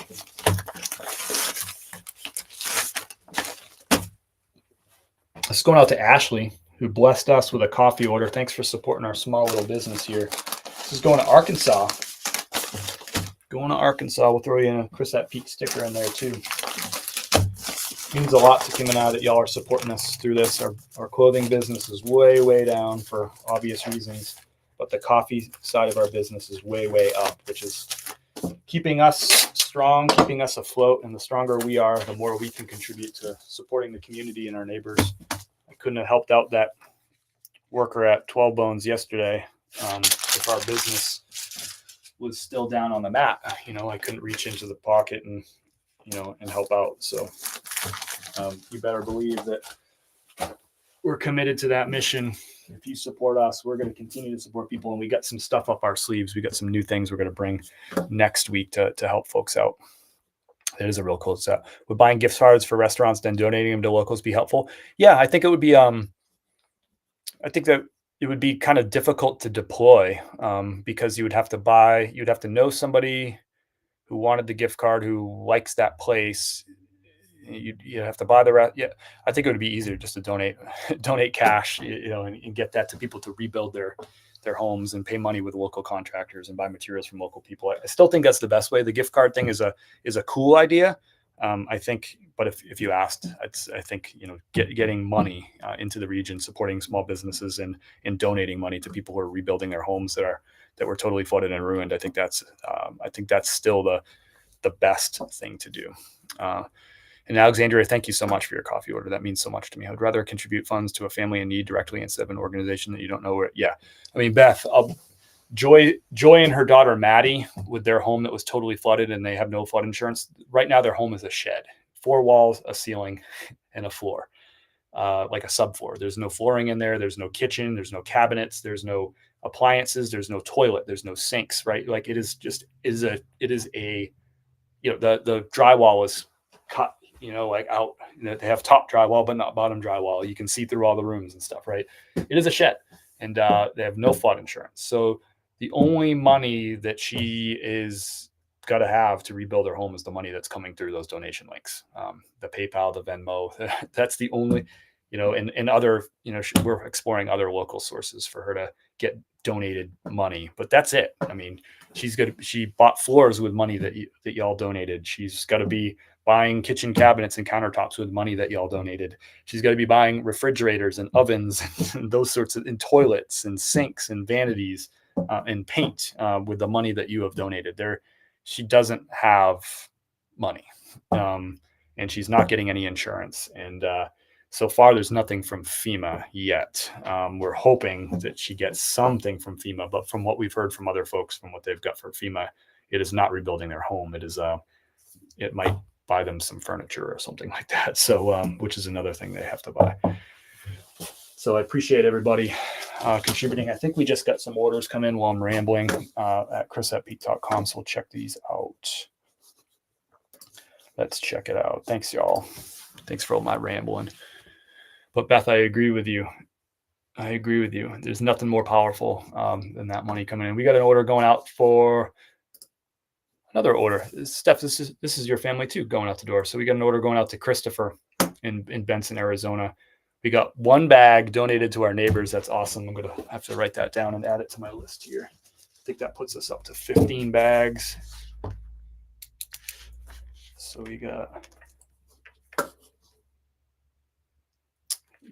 1 bag and 1 bag. That puts us up to 16 total bags donated for our neighbors. And you also got a bag coming out your way too. So that's awesome. We'll get that shipped out for you. So Christopher C, thank you so much. That puts us up to 16 total bags donated for our neighbors. And we got some ideas up our sleeve to get coffee in the hands of people that could really use coffee. There's literally a coffee shortage in our area, not because the coffee beans are in shortage, but because the water is in shortage. It's kind of crazy. So we're going to do our best to start contributing to that next week. Got some stuff up our sleeves, and those donations are going to help with that for sure. So thank you, Christopher. Let's get this shipped out to you. Medium roast ground. Is that right? Medium ground going your way. If you do want to donate coffee towards that cause of giving free coffee to people in the community, there is a link. If you go to chris@peak.com, you click on the coffee link, you'll see it says donate coffee to our flooded neighbors. And that's how you can contribute to free coffee for some folks. And we are going to have some fun next week with our next little addition. We're not stopping our other fundraisers, but we're going to add additional support on top of that. As we're continuing to scheme and get creative.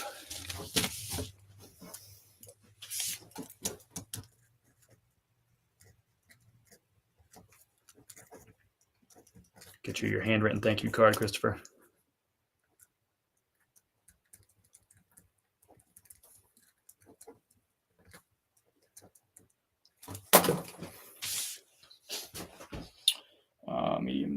Medium ground, right? Did I say medium ground?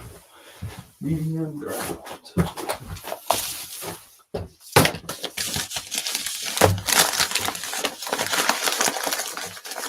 Again, all this coffee was roasted yesterday. It just does not get any fresher than this. Doesn't get any. Thanks, Sister Steph. I accidentally picked this in. Gotcha. It's going out to my sister. I kind of thought that, but I was just gonna read off what it said. You know what I mean? Oh, thanks, Cindy. We're doing our best. We want to be part of the solution. We aren't the whole solution, but we want to be part of it. And y'all are being part of it too. I mean, this is unreal. We've had a really good run here over the last week plus of coffee. Just got really lucky with a viral video that just went crazy, just accidentally went crazy. And people just bought coffee in droves. And that's sort of like that was like the spark we needed. It's just been raining coffee ever since, which is awesome. Thank you, Sister Steph. That's a big, big help. Thanks for that donation to our neighbors there. That's so cool. All right, let's go here. And we are sitting at one cash donations for the day for October 18th. So anything you can do to thank you for that. It was a very generous donation, but we need every penny we can for our neighbors. Alexandria, I got your order now. Thank you so much. Whole bean blend medium roast. So we got medium roast whole bean. Is that right, Alexandria? That's what the internet says. Wait a minute. You're right down the street, Alexandria. I'm not going to say your name. You're right down the street.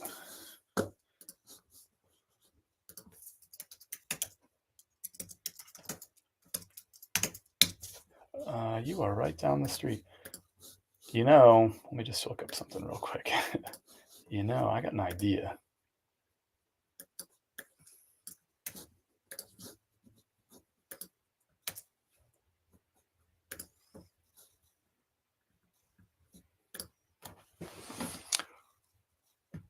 I haven't acquired or listed anything for 20 days, Mendy. We didn't have all the thrift stores everything was closed. There was no power. So all the thrift stores were closed. Retail stores were closed. I had no internet, so I couldn't order anything online and shop online for stuff.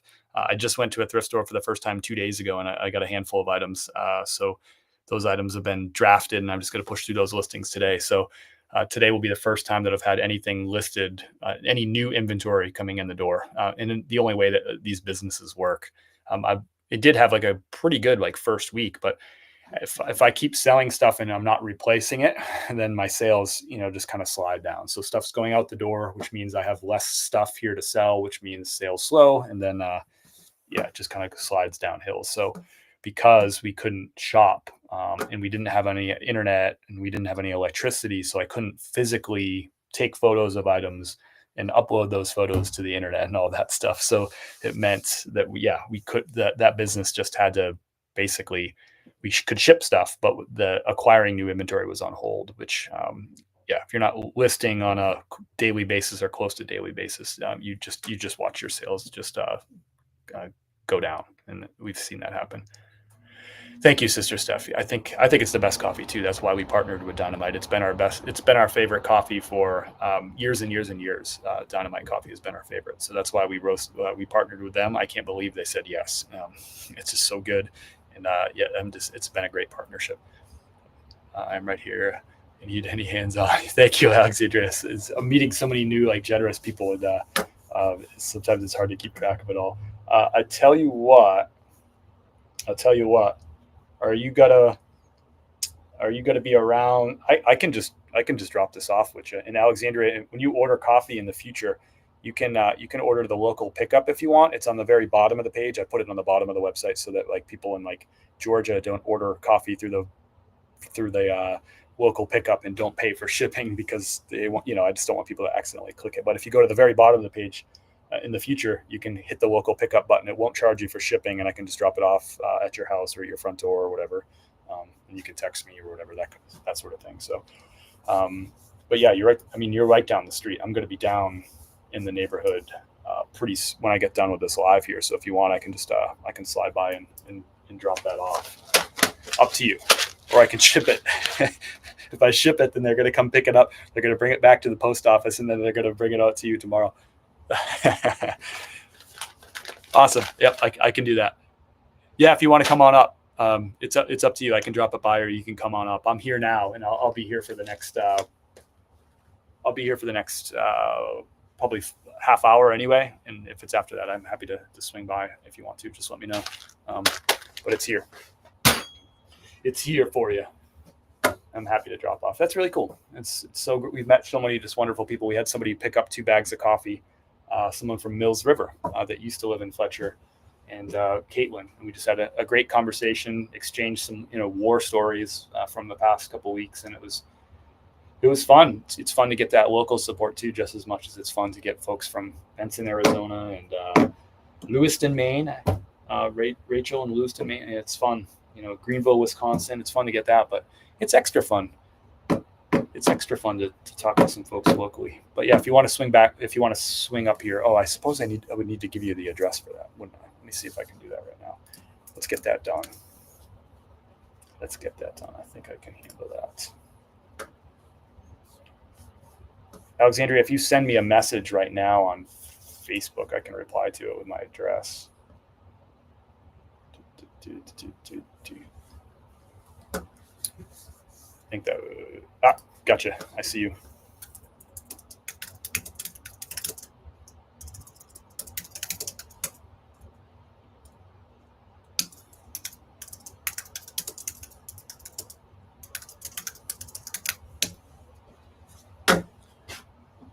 Yes, Tej, I think you're right. Alexandria, you got my address there. You can come on by. Even if I'm not here, Kim will be here, and she'll be able to handle you. But I'll be here for at least a half hour.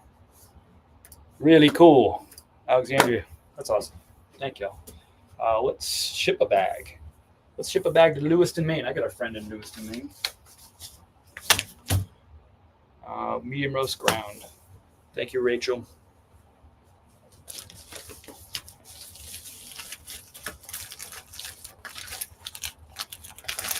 Rachel.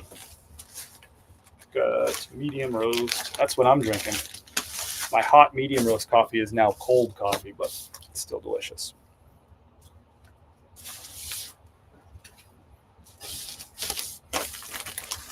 My friend Charles, or we call him Chaz, lives in Lewiston, Maine.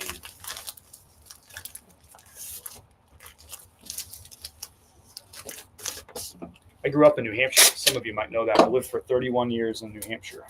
And we used to talk about Maine. We'd say there's two types of Maine people. Coastal Maine people and non-coastal Maine people. Lewiston is non-coastal Maine people.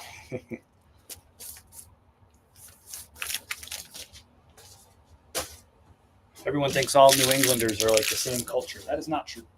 That is not true. Non-coastal Maine has its own little vibe. Thank you, Dana. Bonnie was asking where to get the coffee. Yep, chris@peak.com. There's links up above and down below on this live too, depending on what platform you're watching on to. But yep, chris@peak.com. Thank you, Dana. I appreciate you dropping that down. Sometimes I forget the power of dropping the link in the chat. I might ask y'all to do that some more. That's actually really helpful. Thank you. All right, we got more coffee orders going out the door. This one is going to Carrie. Carrie is in Greenville, Wisconsin. You know, Wisconsin's a state I've never set foot in, but I've long been fascinated by the town of Madison, the college town.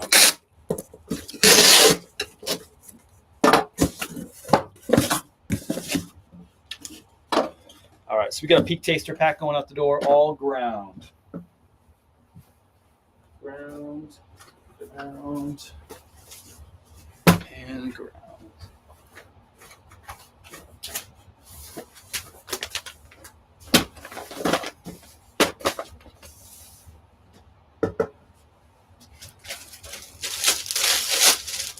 Thank you so much, Carrie.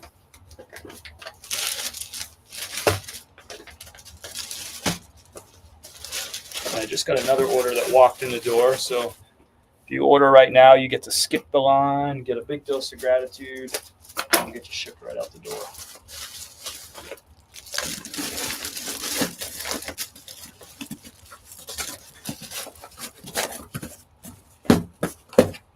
Thank you, Carrie, supporting our small little home business here in Western North Carolina. You're supporting us, and I think it's an even trade because we're going to send you probably the best coffees you've ever had. We're really hoping that hooks you to come on back for more. Thank you, Cindy. Cindy shared the direct link right to that site. But I want folks to be able to go to chris@peak.com too. So check out those donation links. That money goes straight into the hands of our neighbors. I made contact yesterday. I've been talking with this one neighbor, and I'll share his name. I'll give you his first name. I've been talking with Bill a little bit over the last couple of weeks, and I knew that Bill was going to be a tricky person to get to accept help.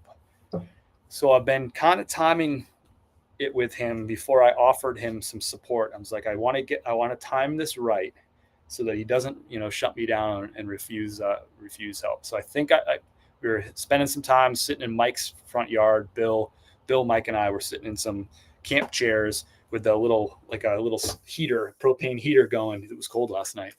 And we were just kind of chit-chatting, talking about some things and sharing stories. And I said, this is the time. Mike had walked away and to go do something. And I was like, I'm going to tell Bill that I got something for him. So I was able to put $500 in Bill's hand, and he graciously accepted it and let him know about all the prayers and money and positivity that y'all have been sending from all across the country. And he was really touched by it. So I timed it right. I really thought he was going to say no, but I'm like, I think I can get him to say yes today or last night. And he did. So we got him started. That'll be the first. That's always the first touch point with people. I don't ask them what they need. I just say, listen, I know that you need stuff to get back up on your feet. And I got a little something that can just help blow some wind in your sails and get that process, keep that process moving. So that's my first touch point, is to put $500 in folks' hands. yeah, so that was our 8th family now that I've been able to do that with. Most of the families have given them much more than $500, but it starts with that. And then I just let them know, hey, let me know if there's any financial obstacles that are slowing you down. I can, I and we can help you kick down those obstacles and bring some cash to solve those problems. So now I got him started. So now we can start getting him some more. Once you get them to say, yes, thank you once, it's easier to go and give them more. So now we'll have an open dialogue, hopefully with Bill as he runs into costs and expenses, that we can continue to knock down those obstacles for him. So that is an exciting update from yesterday. I promised that we were going to work with 10 specific families, all of which were flooded, all in these 2 neighborhoods. I mean, it's the same neighborhood. They're just across the street from each other, basically. I committed to helping those 10 families. We have now officially reached 8 of them and put money in the hands of 8 of those families. There's still 2 more families that we need to reach. One family skipped town right after the storm and drove out to their families in Texas. And what we've heard is that they don't have plans of coming back. Their house is a total loss. They're staying with family in Texas, and it sounds like that's what they're going to do. That's where they're going to be. So that one, they'll be a little bit trickier to get in touch with. We're still going to make that happen. But it sounds like, yeah, I probably won't be seeing them in person and handing them that money. We'll be sending them that money in a different way. But we are going to offer them some support. That one's a little tricky. There's another family that's staying at a shelter and has been staying at this shelter for now 21 nights since the storm with their family.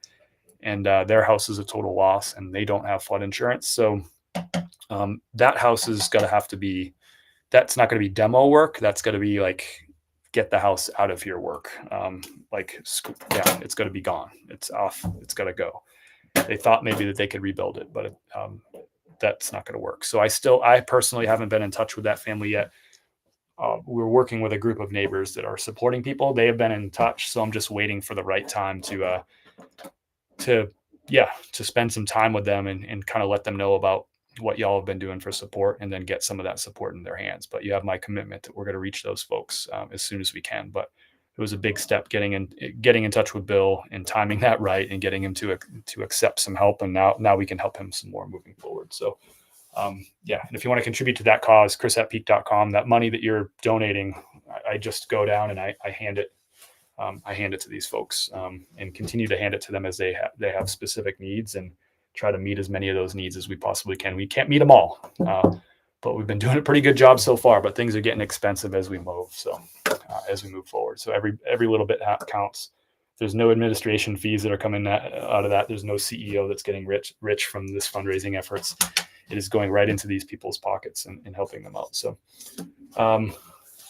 thank you all. We're going to order going out the door for Jane. Jane has got her 2 bags of medium roast ground.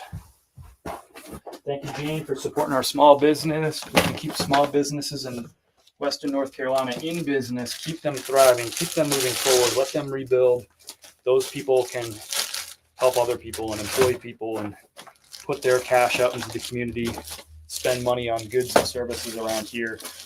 They say 68 cents out of every dollar that's spent in Western North Carolina, 68 cents of every dollar stays here in Western North Carolina, gets spent at other businesses, other small businesses too. But you get the idea, 68 cents. So that's powerful. So supporting small businesses is great. I would say more than 68 cents of what I'm getting is going to local businesses. And we are over tipping, and we are hearing people's stories. We are putting cash into those people's hands that are telling us these stories, and everybody has these stories. Everybody. Thank you, Jane. You're supporting the whole thing. It seems silly, but 2 bags of coffee goes a long way into making it all happen here. Next up is an order for Courtney. 2 more medium ground.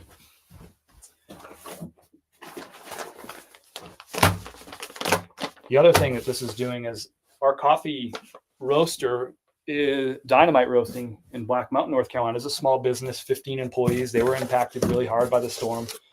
They were without power for 8 days and closed for 10. Their coffee, they have 2 locations. They have their roasting facility, and then 2 miles down the street, they have a coffee shop.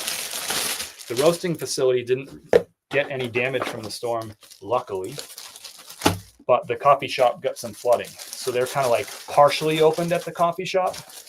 They have drip coffee that they serve outside, but they have flood damage that they have to repair. And it's got to take probably looking at a month to several weeks. Remember, it's already been 3 weeks, so a month to several weeks before they're going to be able to complete those repairs for the flooding and get fully open again. So you're purchasing this coffee from me supports Dynamite Roasting too. They've lost a lot of their customers. A lot of their customers have been flooded. So their customers are either temporarily closed or may never reopen again. They're local customers. People, coffee, they supply a lot of coffee shops and restaurants around the area that are struggling. So this is supporting them too. It's a small business. It's 15 employees. They're bigger than me, but that's a micro small business. The Department of Labor considers a small business to be any business that is less than 200 employees. That's what the Department of Labor, the U.S. Department of Labor considers a small business. So a 15 employee business is a small business. All 15 of their employees live local in Western North Carolina here, and most of them had impacts from the storm personally too. So the stronger I am, the stronger Dynamite is, the more that we can support all these people. So every one of these purchases supports Dynamite too.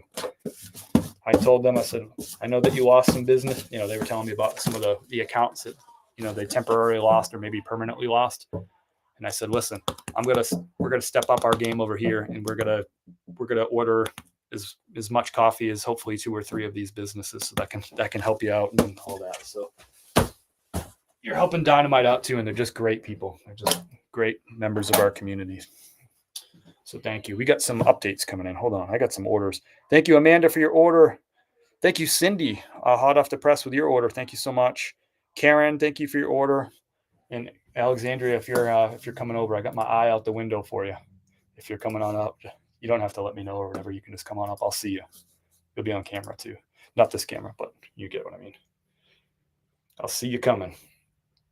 So let's go ahead and skip the line for some folks. You know the drill. If you order coffee while we're on live at chris@peak.com, you're going to skip the line. I'm going to ship your order right out on the live with a big dose of gratitude. And I really, really mean it. All right, let's go. Import fresh data. I'm just overwhelmed with how generous you are. So Karen, what an awesome order. I love this order.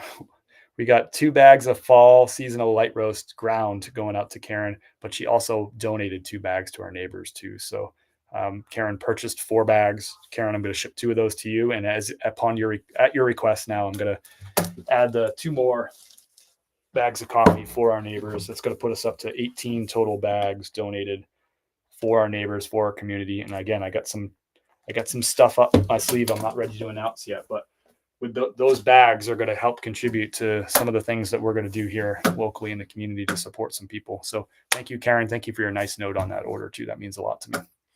So I'm going to go ahead and get that out for you. We're going to be running a little bit low on coffee here because y'all are so generous. I might not be able to ship that one until Monday, Karen. Yeah, we had a little run on light roast ground. And that one I'll ship out on Monday if that's okay. I hope it's okay. Because I don't have it. So let me know, Karen. We'll get that shipped out to you. We'll get those 2 bags of light roast ground. We'll get those shipped out to you on Monday.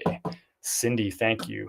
I got Amanda fall light roast. Amanda, same thing. I just ran out of the ground light roast, but don't worry, that's the goal. We always want to sell out of coffee every single week because I want you to get the freshest possible coffee. So everything we're shipping out today is roasted yesterday. I'm going to get another roast done on Monday so that y'all folks, I can ship those out to you on Monday. So I do have every other SKU in stock. I just don't have the light roast ground right now. We just shipped out the last order of that. So thank you, Amanda. Thank you, Karen.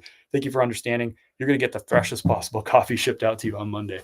It's good news when we run out. A lot of people are like, oh no, he ran out. Like, no, we want to run out, because that means if we run out, that means we're always shipping the freshest coffee. Cindy, thank you so much. We got a bag of Black Mountain Dark Roast shipping out to you right now. I love the dark roast. Some of you don't know the story about how this coffee business ran. I won't tell the whole story right now, but the dark roast was so we started with one coffee, which is the medium roast. Our second coffee that we offered was the light roast, our seasonal rotating light roast. Right now we're on the fall seasonal. And then the third coffee we started offering was the Black Mountain Dark Roast. And with each of these coffees, what we got a chance to do was to go down to the roastery, and Kim and I would taste different dark roasts. So in this case, we're looking at dark roast. This was last October. So Kim and I tasted 5 different dark roasts, things that, like, we had a conversation, Patrick and I, one of the owners, and we talked in the general manager, their head roaster, we talked about what would make sense based on our flavor profiles and what we were really looking for. And we went up there and we tried 5 different, like, blind taste tests, 5 different coffees, including a couple of coffees that they weren't offering on their own rotation. And we tasted those 5, Kim and I. We did it actually on a live stream. So we had folks that were watching and talking and seeing us kind of talk and go through the tasting. It was a lot of fun. And all the coffee was excellent. And there were like 2 finalists that Kim and I were thinking about for the coffee. And this is the one that we settled on. And it's got just like a nice creaminess to it, like very balanced. It's a blend of 3 beans from Honduras, and it's called the Black Mountain Dark Roast. It's named after the town, the Black Mountain, where the coffee is roasted. That's where Dynamite is. And the town is named after the Black Mountains, which are the highest mountain range east of the Mississippi, east of the Rockies. So, and that includes, many of you have heard of Mount Mitchell. Mount Mitchell is the single highest peak east of the Rockies in the United States. So a lot of people think it's Mount Washington in New Hampshire. I used to think it was Mount Washington in New Hampshire, but actually Mount Mitchell. So this mountain range, the Black Mountains, also includes Mount Mitchell, the highest peak. So that's the story behind the name, and that's the story behind how we chose this coffee. So we chose this out of a blind taste test of 5 coffees that were hand sort of selected for us, and we chose this. This is the only coffee of ours that is a blend. The other ones are single origin, which means the beans all come from the same farm or collective of farms, right, in a small town.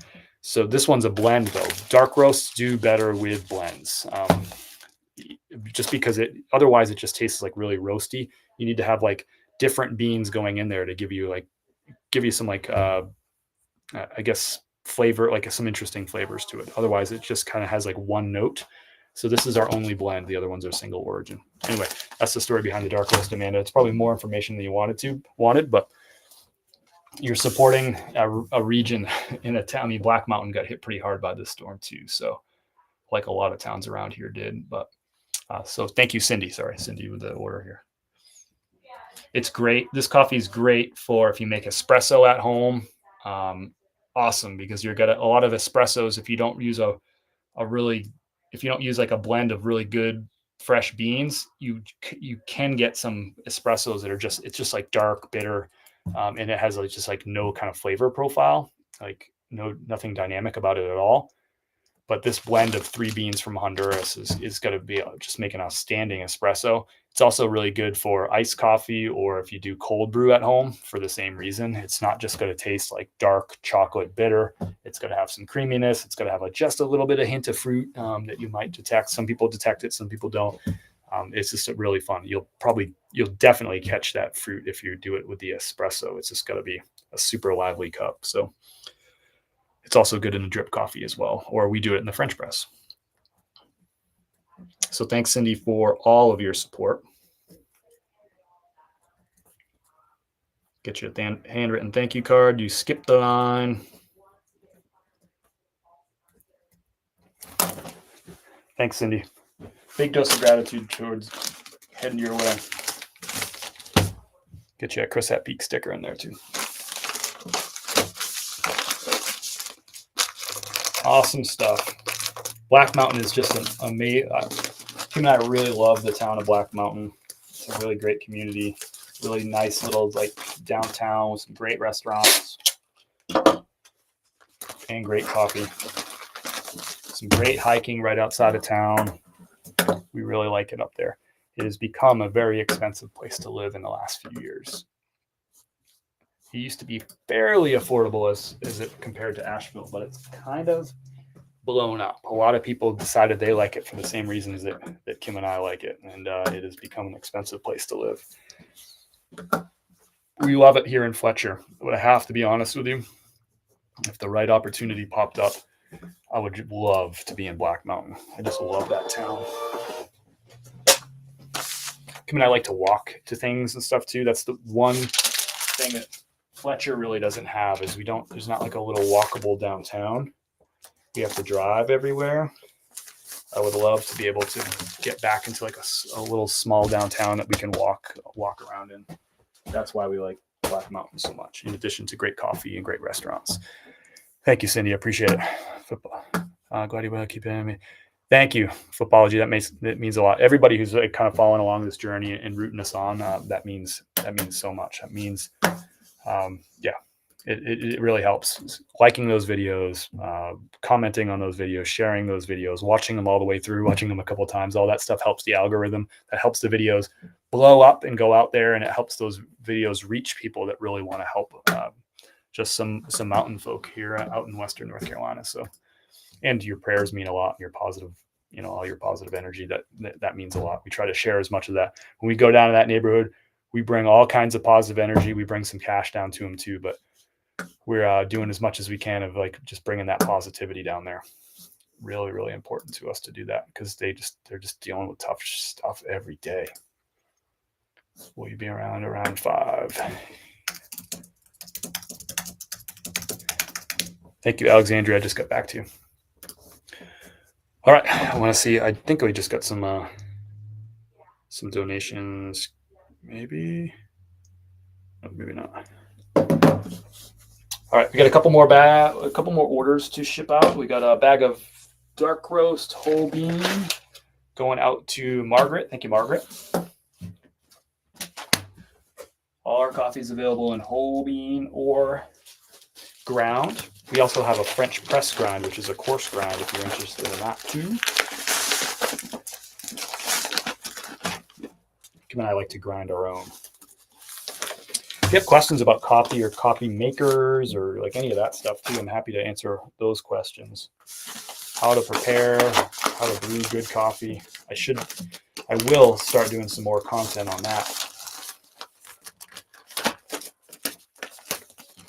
Kim and I typically we really like using a French press. A French press just gives you a different mouthfeel.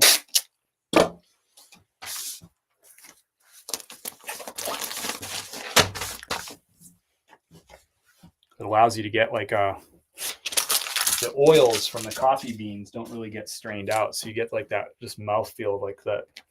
I don't know how to describe it. You just have to try it.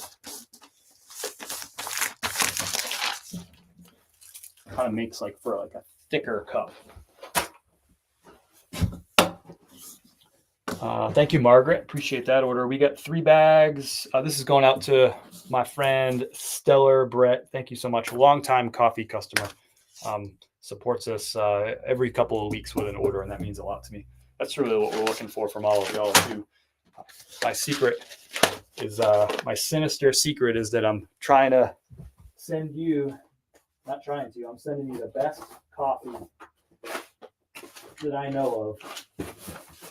I'm getting you hooked so you come back for more. Brett, I might be out of the hole. Oh, I got one more. Yep. All right, we got 3 bags of medium.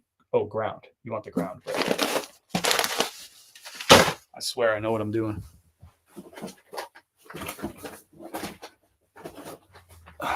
But that's our sinister plan is you're going to get this coffee and you're going to be like, hey, we just supported a small business in Western North Carolina. That felt good. And then you're going to say, holy crap, this is the best coffee I ever had. We want your back.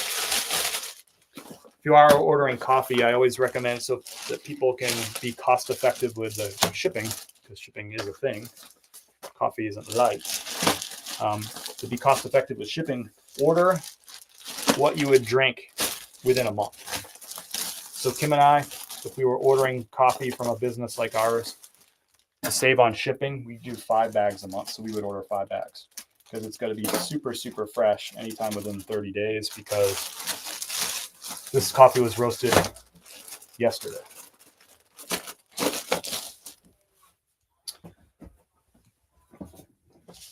Kim and I drink a little over a bag a week between the two of us.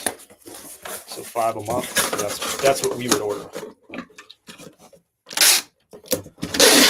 Most of the coffee that you, like 90+% of the coffee that you see in the grocery store on the shelves, 90+% was roasted over 30 days ago. And most of that was roasted over 90 days ago. These are coffees that were roasted and they go out to they sit on a floor, like a production floor for a while. They get picked up by a truck and they go to a distribution center. That distribution center sends it to another distribution center. Then that distribution center trucks it over to a grocery store. The grocery store puts it out in the back room for a little while. Then that store, then that coffee gets out onto the shelves. It sits out there for a little while. You come and buy it. You bring it home. You buy 2 bags. You drink the first bag in the first week, and then you drink the second bag in the second week. And before you know it, you got 90-day-old coffee or 120-day-old coffee. And yeah, so if you buy from us, we recommend that you drink the coffee within 30 days. You don't have to. It's still going to be fresh at 60 days. It's going to be fresher than most of the stuff at your grocery store. But we recommend buy what you would drink in a month. And that coffee will be super, super fresh. That's what we would do. We would buy 5. And that'll save you on shipping. If it's 3, buy 3. Stellar Brett typically buys 3.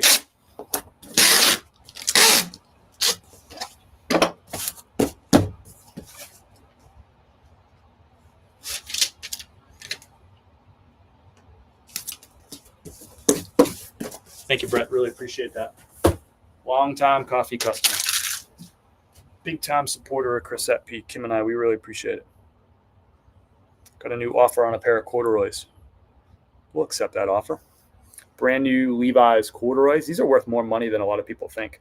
I get a lot more money for Levi's corduroys than I do for Levi's jeans. Levi's jeans I typically get around $39 for.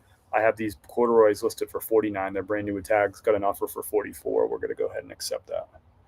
A very reasonable offer.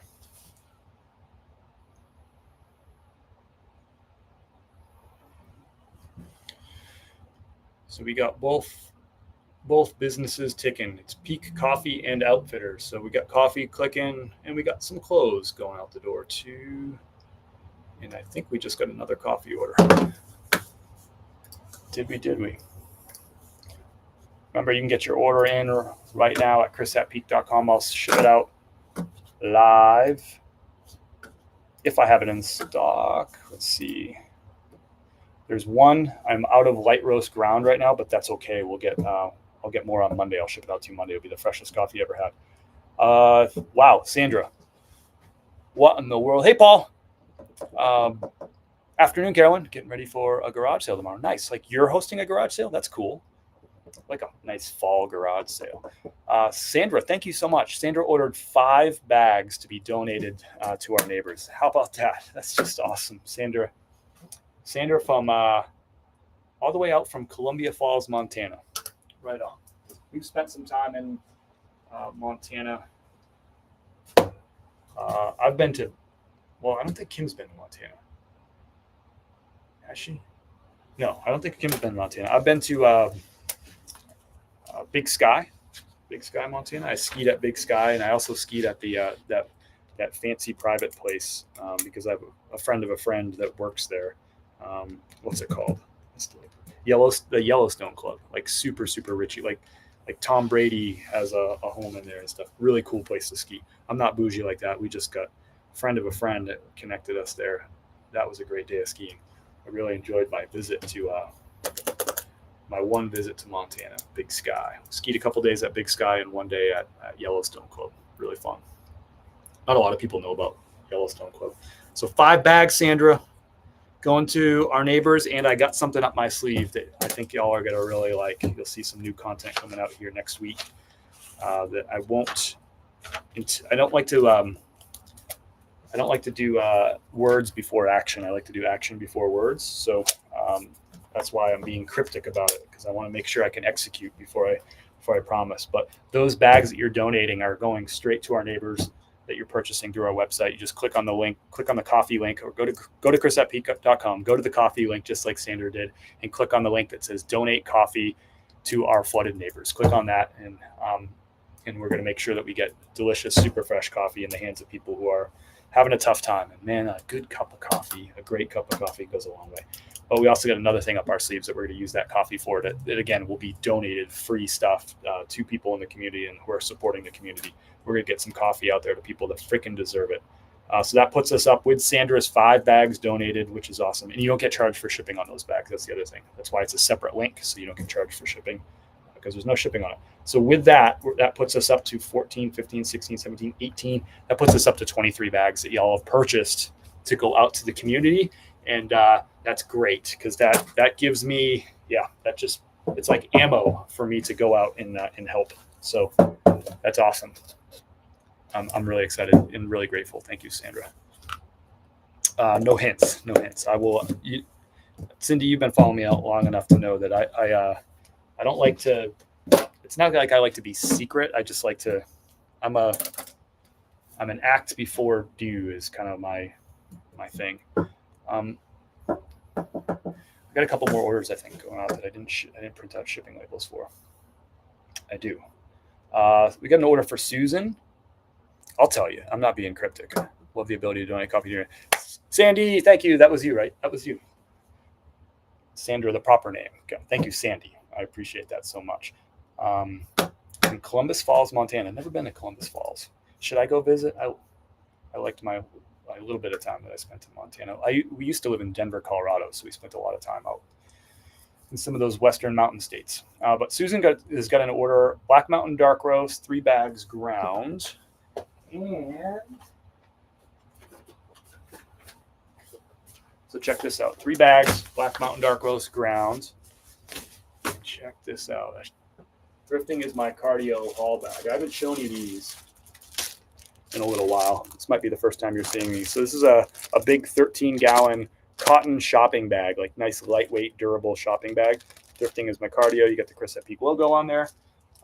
So most of our followers that have been following us for the last 4 years since we've been creating content about our small business are also thrifters, garage sailors. So they use these bags to like load up at the thrift store. Our thrift stores around here, our Goodwills, they don't give you bags anymore. So this 13 gallons, it's huge. We fit something like 30 something clothing items in one of these bags when we did a little test of it. This is also good for like going to garage sales. It's good for like taking all your packages to the post office if that's something that you do. It's also just like a really big oversized shopping bag. Look at that. Wow. Little tote. Take it to the beach, I guess, too. Anyway, these are available at chrisatpeak.com too. And thank you so much. Susan, we'll get that packed up and out to you. 3 bags of coffee and a Thrifting is my cardio bag. Dominating life. Thank you, Susan.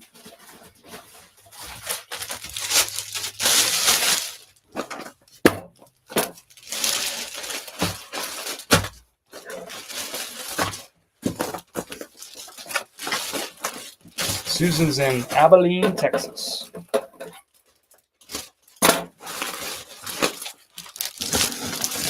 Let's see if this will all fit in this box. I think it will. I can just see you with a coffee cannon, like a shot cannon. That'd be interesting. All ideas are good ideas right now. All ideas are good ideas. You should stay alive for longer. You keep getting orders. It's going better than I thought. Yeah, I mean, I should never underestimate your generosity, but it's not that I'm underestimating it. It's that it continues to just be so far over the top that no person could ever estimate it. You know, it's just, you've been so great. I think we've sold like 325 bags of coffee like in the last 10 days. I have to like double check my math on that, but just crazy.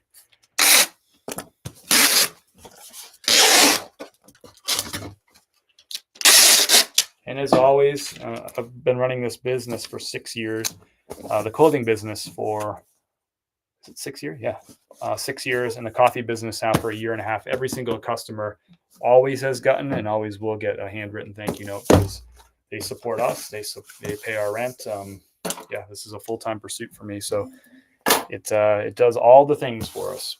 It puts food on the table and all that stuff. So that to me deserves a handwritten thank you note. So that's what you're getting. Susan, you got one too. Let's get this on the scale. Get you shipped out. You don't see me weighing all the coffee and putting it on the scale normally because I just know like how much 1 bag weighs or 2 bag weighs or 3 bags weighs or 4 bags weighs. I just know, but this is 3 bags plus a cardio bag. So it's going to be 4 pounds. I had to weigh that one. That's in a 10 by 6 by 6.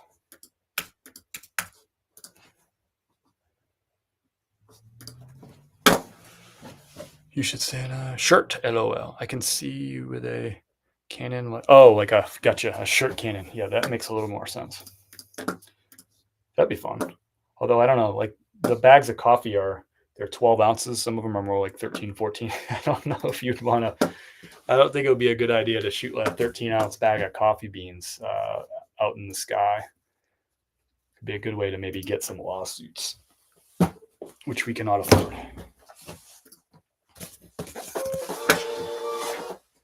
Thank you, Susan. We got your coffee headed out your way. Little taste of the mountains coming your direction.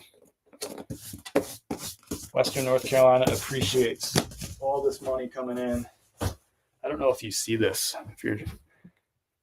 That's all orders right there. That whole like clear bin, our shipping bin, and that's all just stacks of orders. So that's and we're still going. So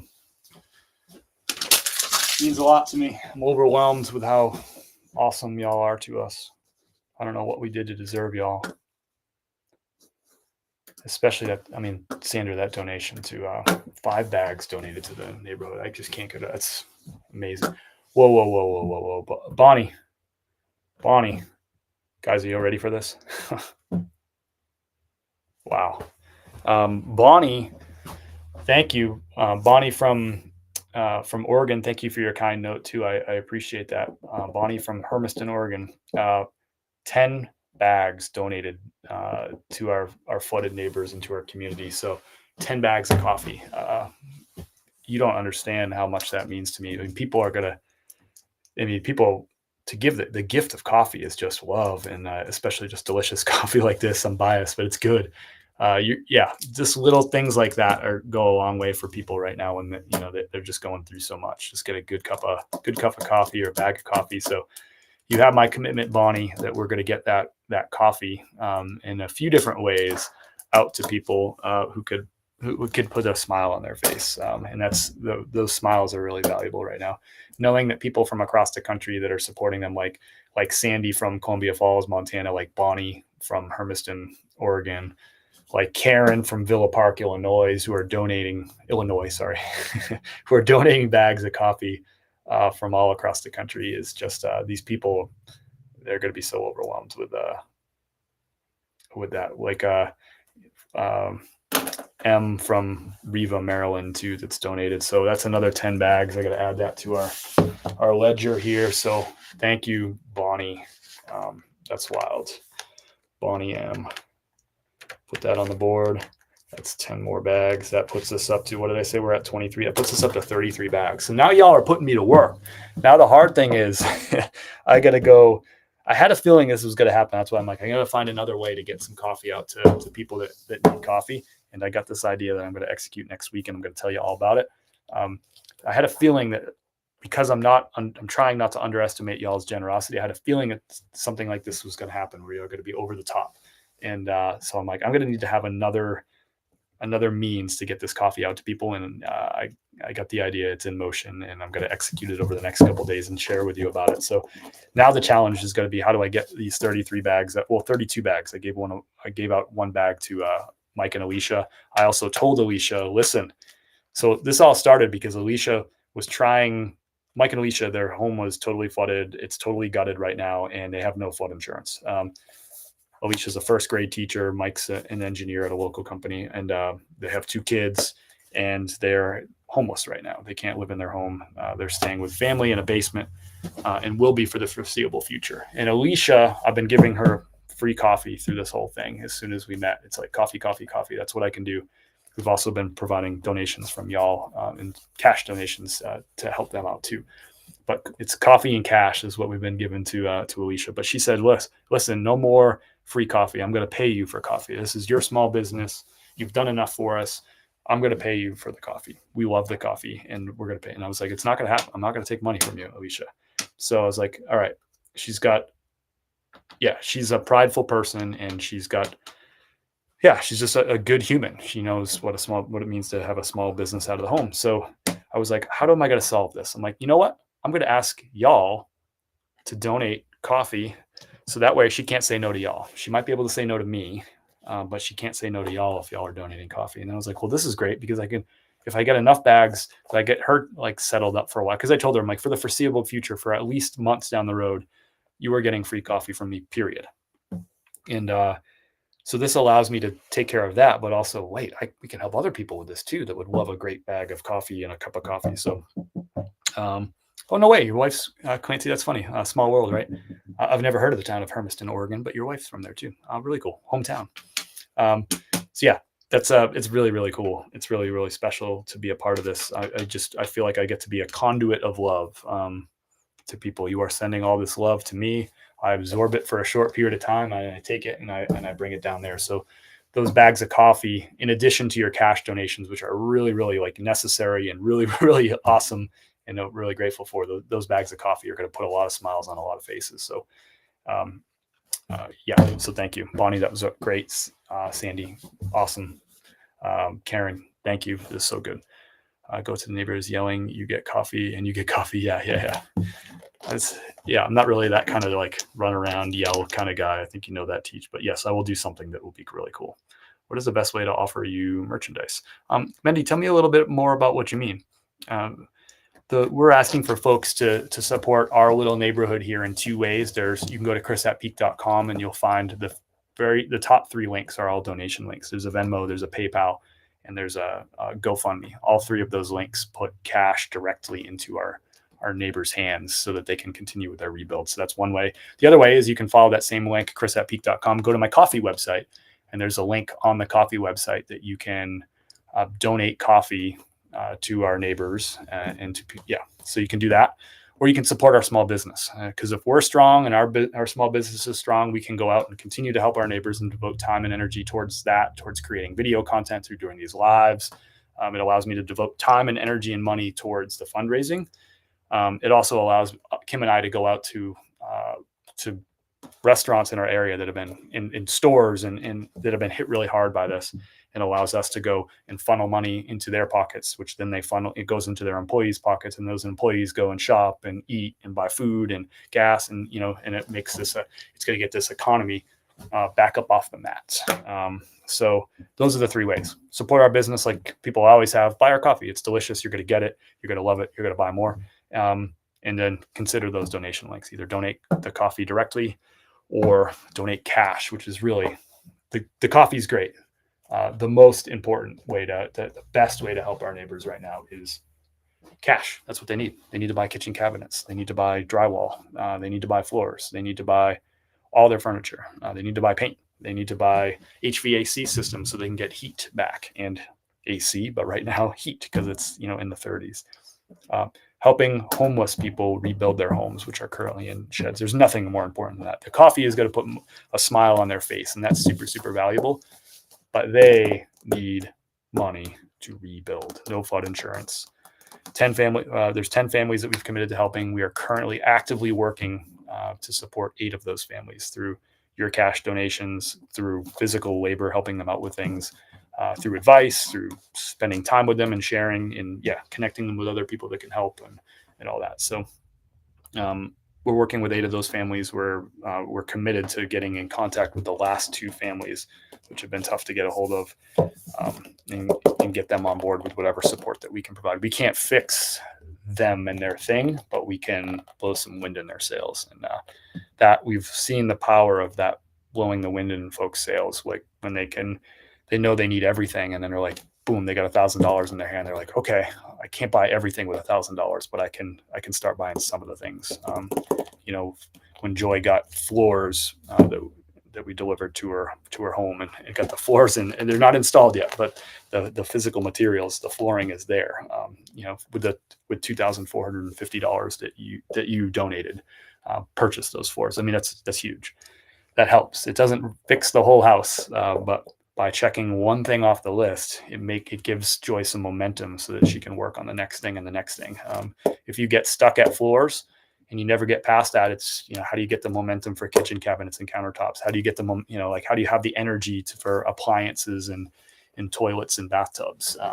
It's just hard, but you get a W, and that's what we keep talking about in the neighborhood is W's. So let's just focus on little W's, because those are going to add up. You need a lot of W's to turn this shed back into a home.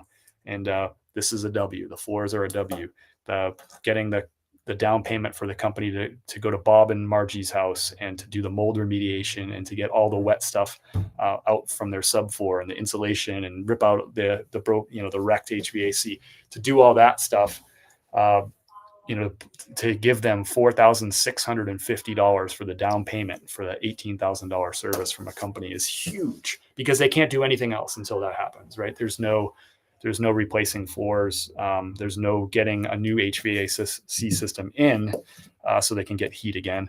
There's none of that until they get everything ripped out. They get the mold taken care of, all the wet stuff gone, so that then they can rebuild on top and get heat again and get floors again and et cetera, so, and get drywall replaced and all that stuff. So these little wins, these little W's are huge, because it gives them momentum. It gets them up off the mat, and it's showing them that people care and that people give a shit, that they're not alone in this neighborhood. Because, and this isn't going to be a political conversation. I have zero interest in having that right now. Nobody around here is interested in having a political conversation, but I'm just going to state the facts. The government isn't in their neighborhood helping them rebuild. Volunteers are helping. You're helping. We're helping. The amazing volunteer groups, especially Baptist on Mission, have been super helpful. Since day 3, we've had groups from Baptist on Mission helping a variety of families in the neighborhood. We've had people from all over Fletcher and all over Western North Carolina coming in and helping people pull all the trash out of their homes, rip out carpeting, and cut down trees that are on homes, and all the stuff that comes with it. That's happening, and it gives these people a sense of hope, because the way that FEMA and government works is just such a widespread storm that they aren't in all these neighborhoods. They never could. I mean, they could 10x their staff, they could 10x their budget, and there's no way that they could go in and rebuild these folks' home and be the boots on the ground that are helping them. They do have boots in the ground in the area. They're just dealing with crazy stuff, like major roads that are washed out, and they have to work on that, because I can't get a group of neighbors to come together and family members to go and fix Highway 40. We couldn't do that. It doesn't matter how many neighbors we got together. The government has to do that. So they're doing that sort of stuff, but that means that they can't be in demoing people's homes that were flooded and rebuilding. There just would never be enough people or manpower or money to do that. And that's what y'all are for, and that's what this community is for. But we need outside help. Everybody here, you can't just go to a local business and say, "Hey, that's normally what you do in a situation like this, in a crisis, is you go to a local business. You go to local business owners, you go to local churches, and you ask those folks if they can contribute to helping your neighbors, right? And you tell them, here's what's happened, and here's what they need, and we could really use their help. And business owners dig into their pocket to help their neighbors and people in their towns. The problem is everybody's impacted, and everybody is impacted as far away as you can see in Western North Carolina, and they're impacted deeply. These same businesses that would normally help and reach into their pockets have been closed, in some cases for a week, in some cases 2 weeks, in some cases they're still closed 3 weeks since the storm.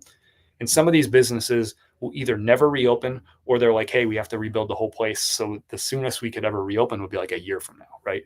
And all sorts of stuff in between. There's people who are, dynamite roasting. Their coffee shop is not going to be fully operational. It's partially operational. It will not be fully operational for at least a month, and maybe much longer, right? And it's already been 3 weeks. So these are the business owners that typically you go to for help here, but they're in their own set of hot water, right?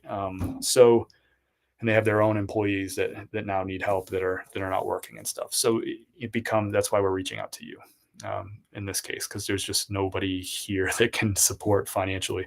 We're volunteering, we're chipping in, we're doing what we can, but son of a gun, I mean, they just need so much help from outside, from y'all, from people, from places like Montana, from places like Alabama, from Illinois, you folks that are coming in and supporting. So again, those donation links are at chris@peak.com. All that money goes directly to my neighbors, 10 families, 8 of them that we're actively working with. We're going to get to the other 2, but that money goes to them so that they can rebuild their flooded homes.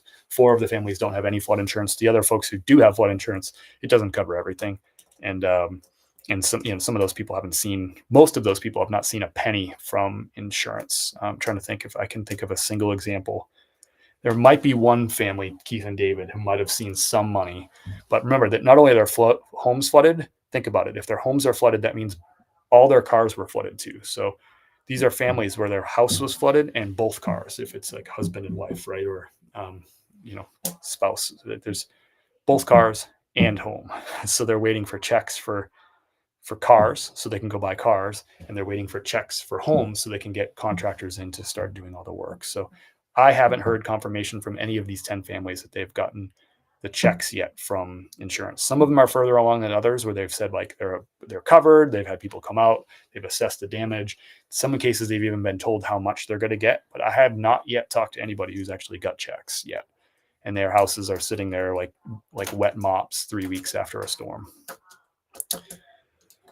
Yeah, so that's my little rant. Thank you. Every penny helps. Thanks to everybody who's donated. We've raised over $24,000 for these families, and you've already donated 20 in the last 24 hours ish.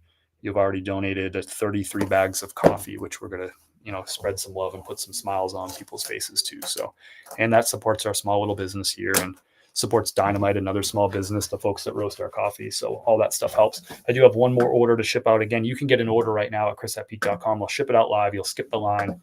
Big dose of gratitude.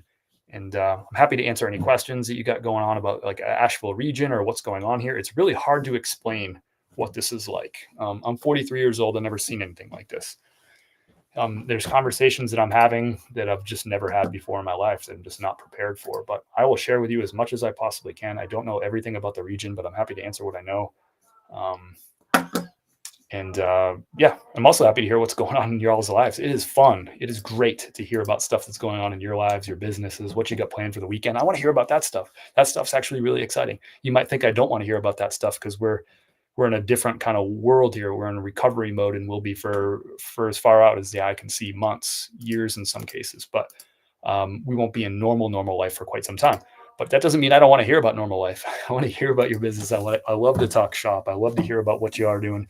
A lot of our content on our other channel is about Asheville. It's food, drink, and outdoors. It's hiking, it's mountains, it's rivers, it's restaurants, it's bars, it's breweries. And it's all the stuff that makes Asheville special. There's a squirrel on the deck. Squirrel. And so I love hearing about what's going on, those things in your neck of the woods too.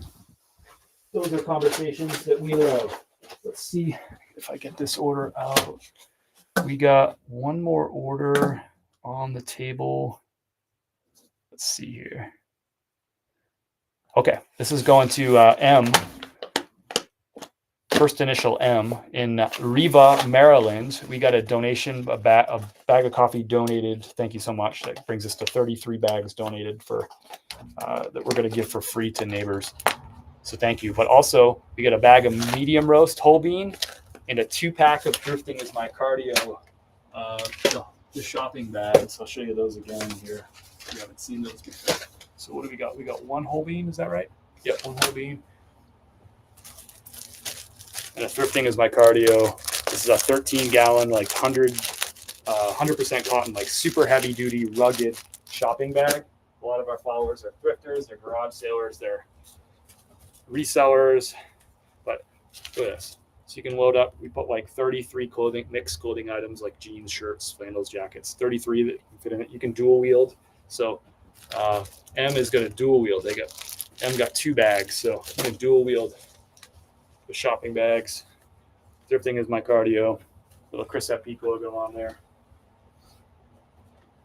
those are available at chris@peak.com too. So we got 2 of them and some coffee and a donation. Generosity is just over the top. I love it.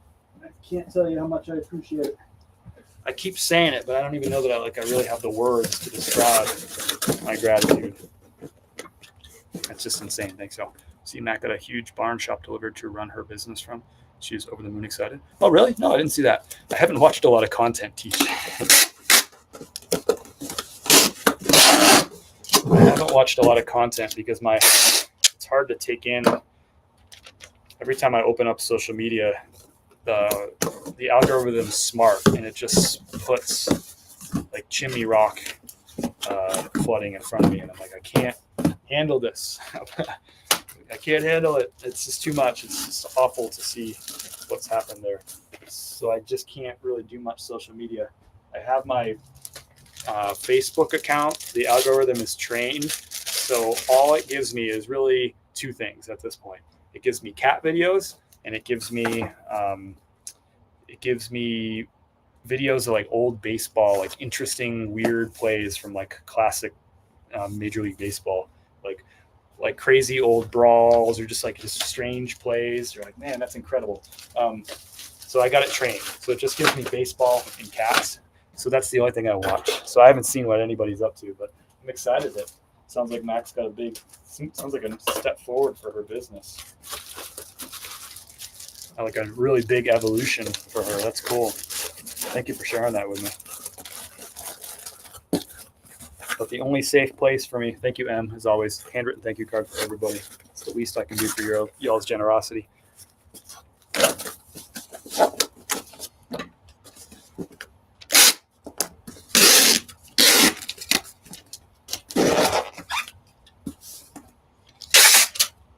I'm excited then. I gotta check out what Mac's got going on.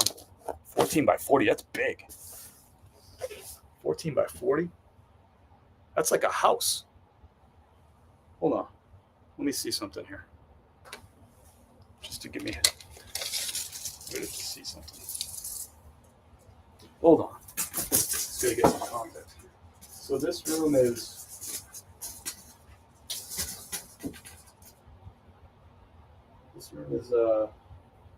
11 feet. I think it's 11 by 15. So she's got 14 by 40. That's a house.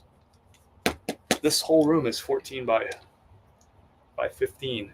So, or 11 by 15. So that's basically, her place would be like 3 times the size of this. That's huge. That's awesome. That would be all I need. That would be Kim and I like simple, small. We had a 5-bedroom house in Florida, and my parents lived with us, and that thing was a beast. And Kim and I like living in small places. The smallest place that Kim and I lived in was 480 square feet. 480, which would be effectively, yeah, it's small.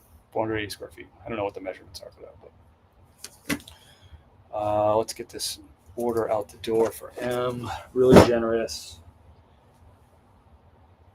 All right.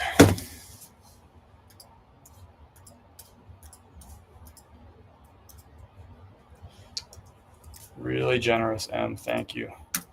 Generosity pouring in from Maryland. 14 by 40 is crazy. Also fun to watch Lasuna, our youngest kitty, train Pixie the proper way to play with small animals. That's funny. I like that. Yeah, the place in Florida was crazy. That was too much. This weekend, I'm looking forward to watching Pixie, our puppy, continue to know her big brother. I like it. That sounds like a fun weekend right there.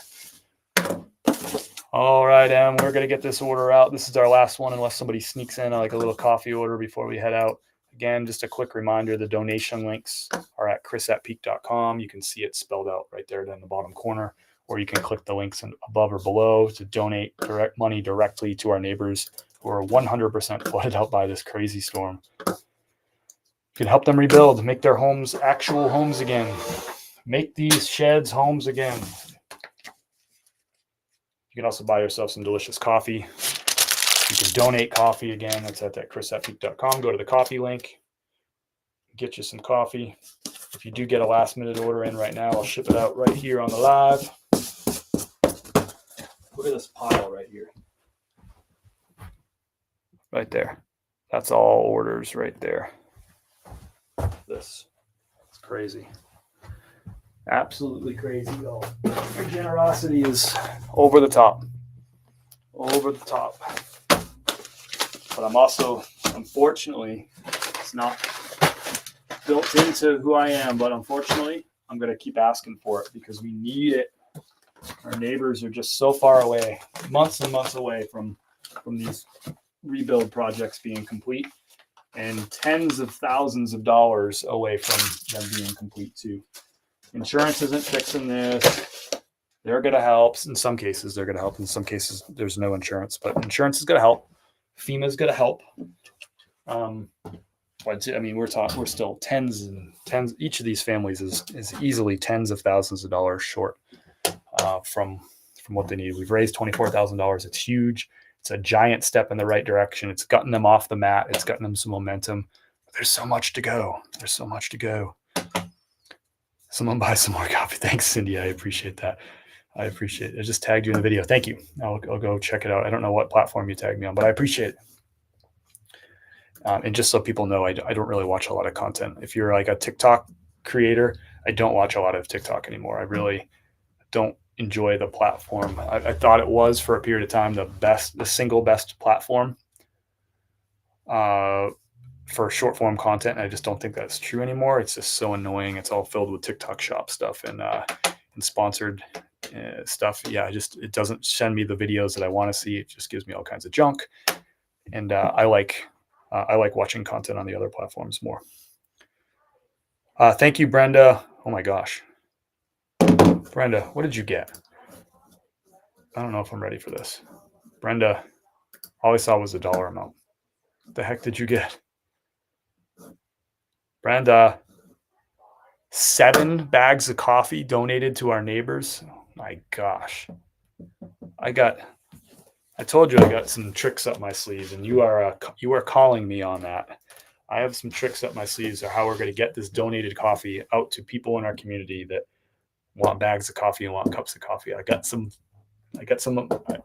You're challenging me on it. I love it. That's 7 more bags. That brings us up to 40 bags that y'all have donated to put hot coffee in people's hands, put smiles on their faces. That is crazy. Brenda from, I don't even know how to say it, Wasson, Ohio. Brenda, what did I do to deserve friends like y'all that are gonna support our small business, support our neighborhood and community? And you're calling me out. You're saying, you keep saying you got a trick up your sleeves, Mr. Peak. Well, you're calling me out. You're putting me to work. I'm not gonna make it happen. I'm gonna make it happen, Brenda. That's crazy. Thank you, Brenda. If you're in the chat, say hello. You just earned some fans here. That's awesome. That's awesome. Thank you so much. I'll make sure that coffee gets into the hands of people, the hands and mouths of people that need it. That's really cool. I think you're going to enjoy next week's content. I've got some fun stuff up my sleeve. I'm going to go ahead and sign off for now.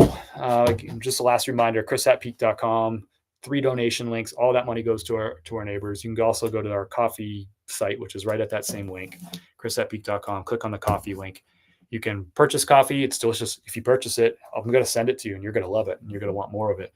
But you can also donate coffee through that link too. There's a little link that says donate to our flooded neighbors. You click on that and you can support them, put a smile on some people's faces. I got some fun stuff coming for you next week. I got some update videos coming. If you haven't seen any of the update videos, check out the update videos. If you are watching those videos, hit the like button, hit the share button, comment down below, send some love and prayers. All that stuff helps the algorithm. I send all the people who are in the neighborhood, they're watching these videos, they're seeing your comments, they're reading them, they're getting your prayers, they're getting your positivity, and they're getting your donations. And that means a lot to them. So you got all of y'all. I've got a lot of fans down there in that neighborhood. Those 10 families just need so much. Hello, Brenda.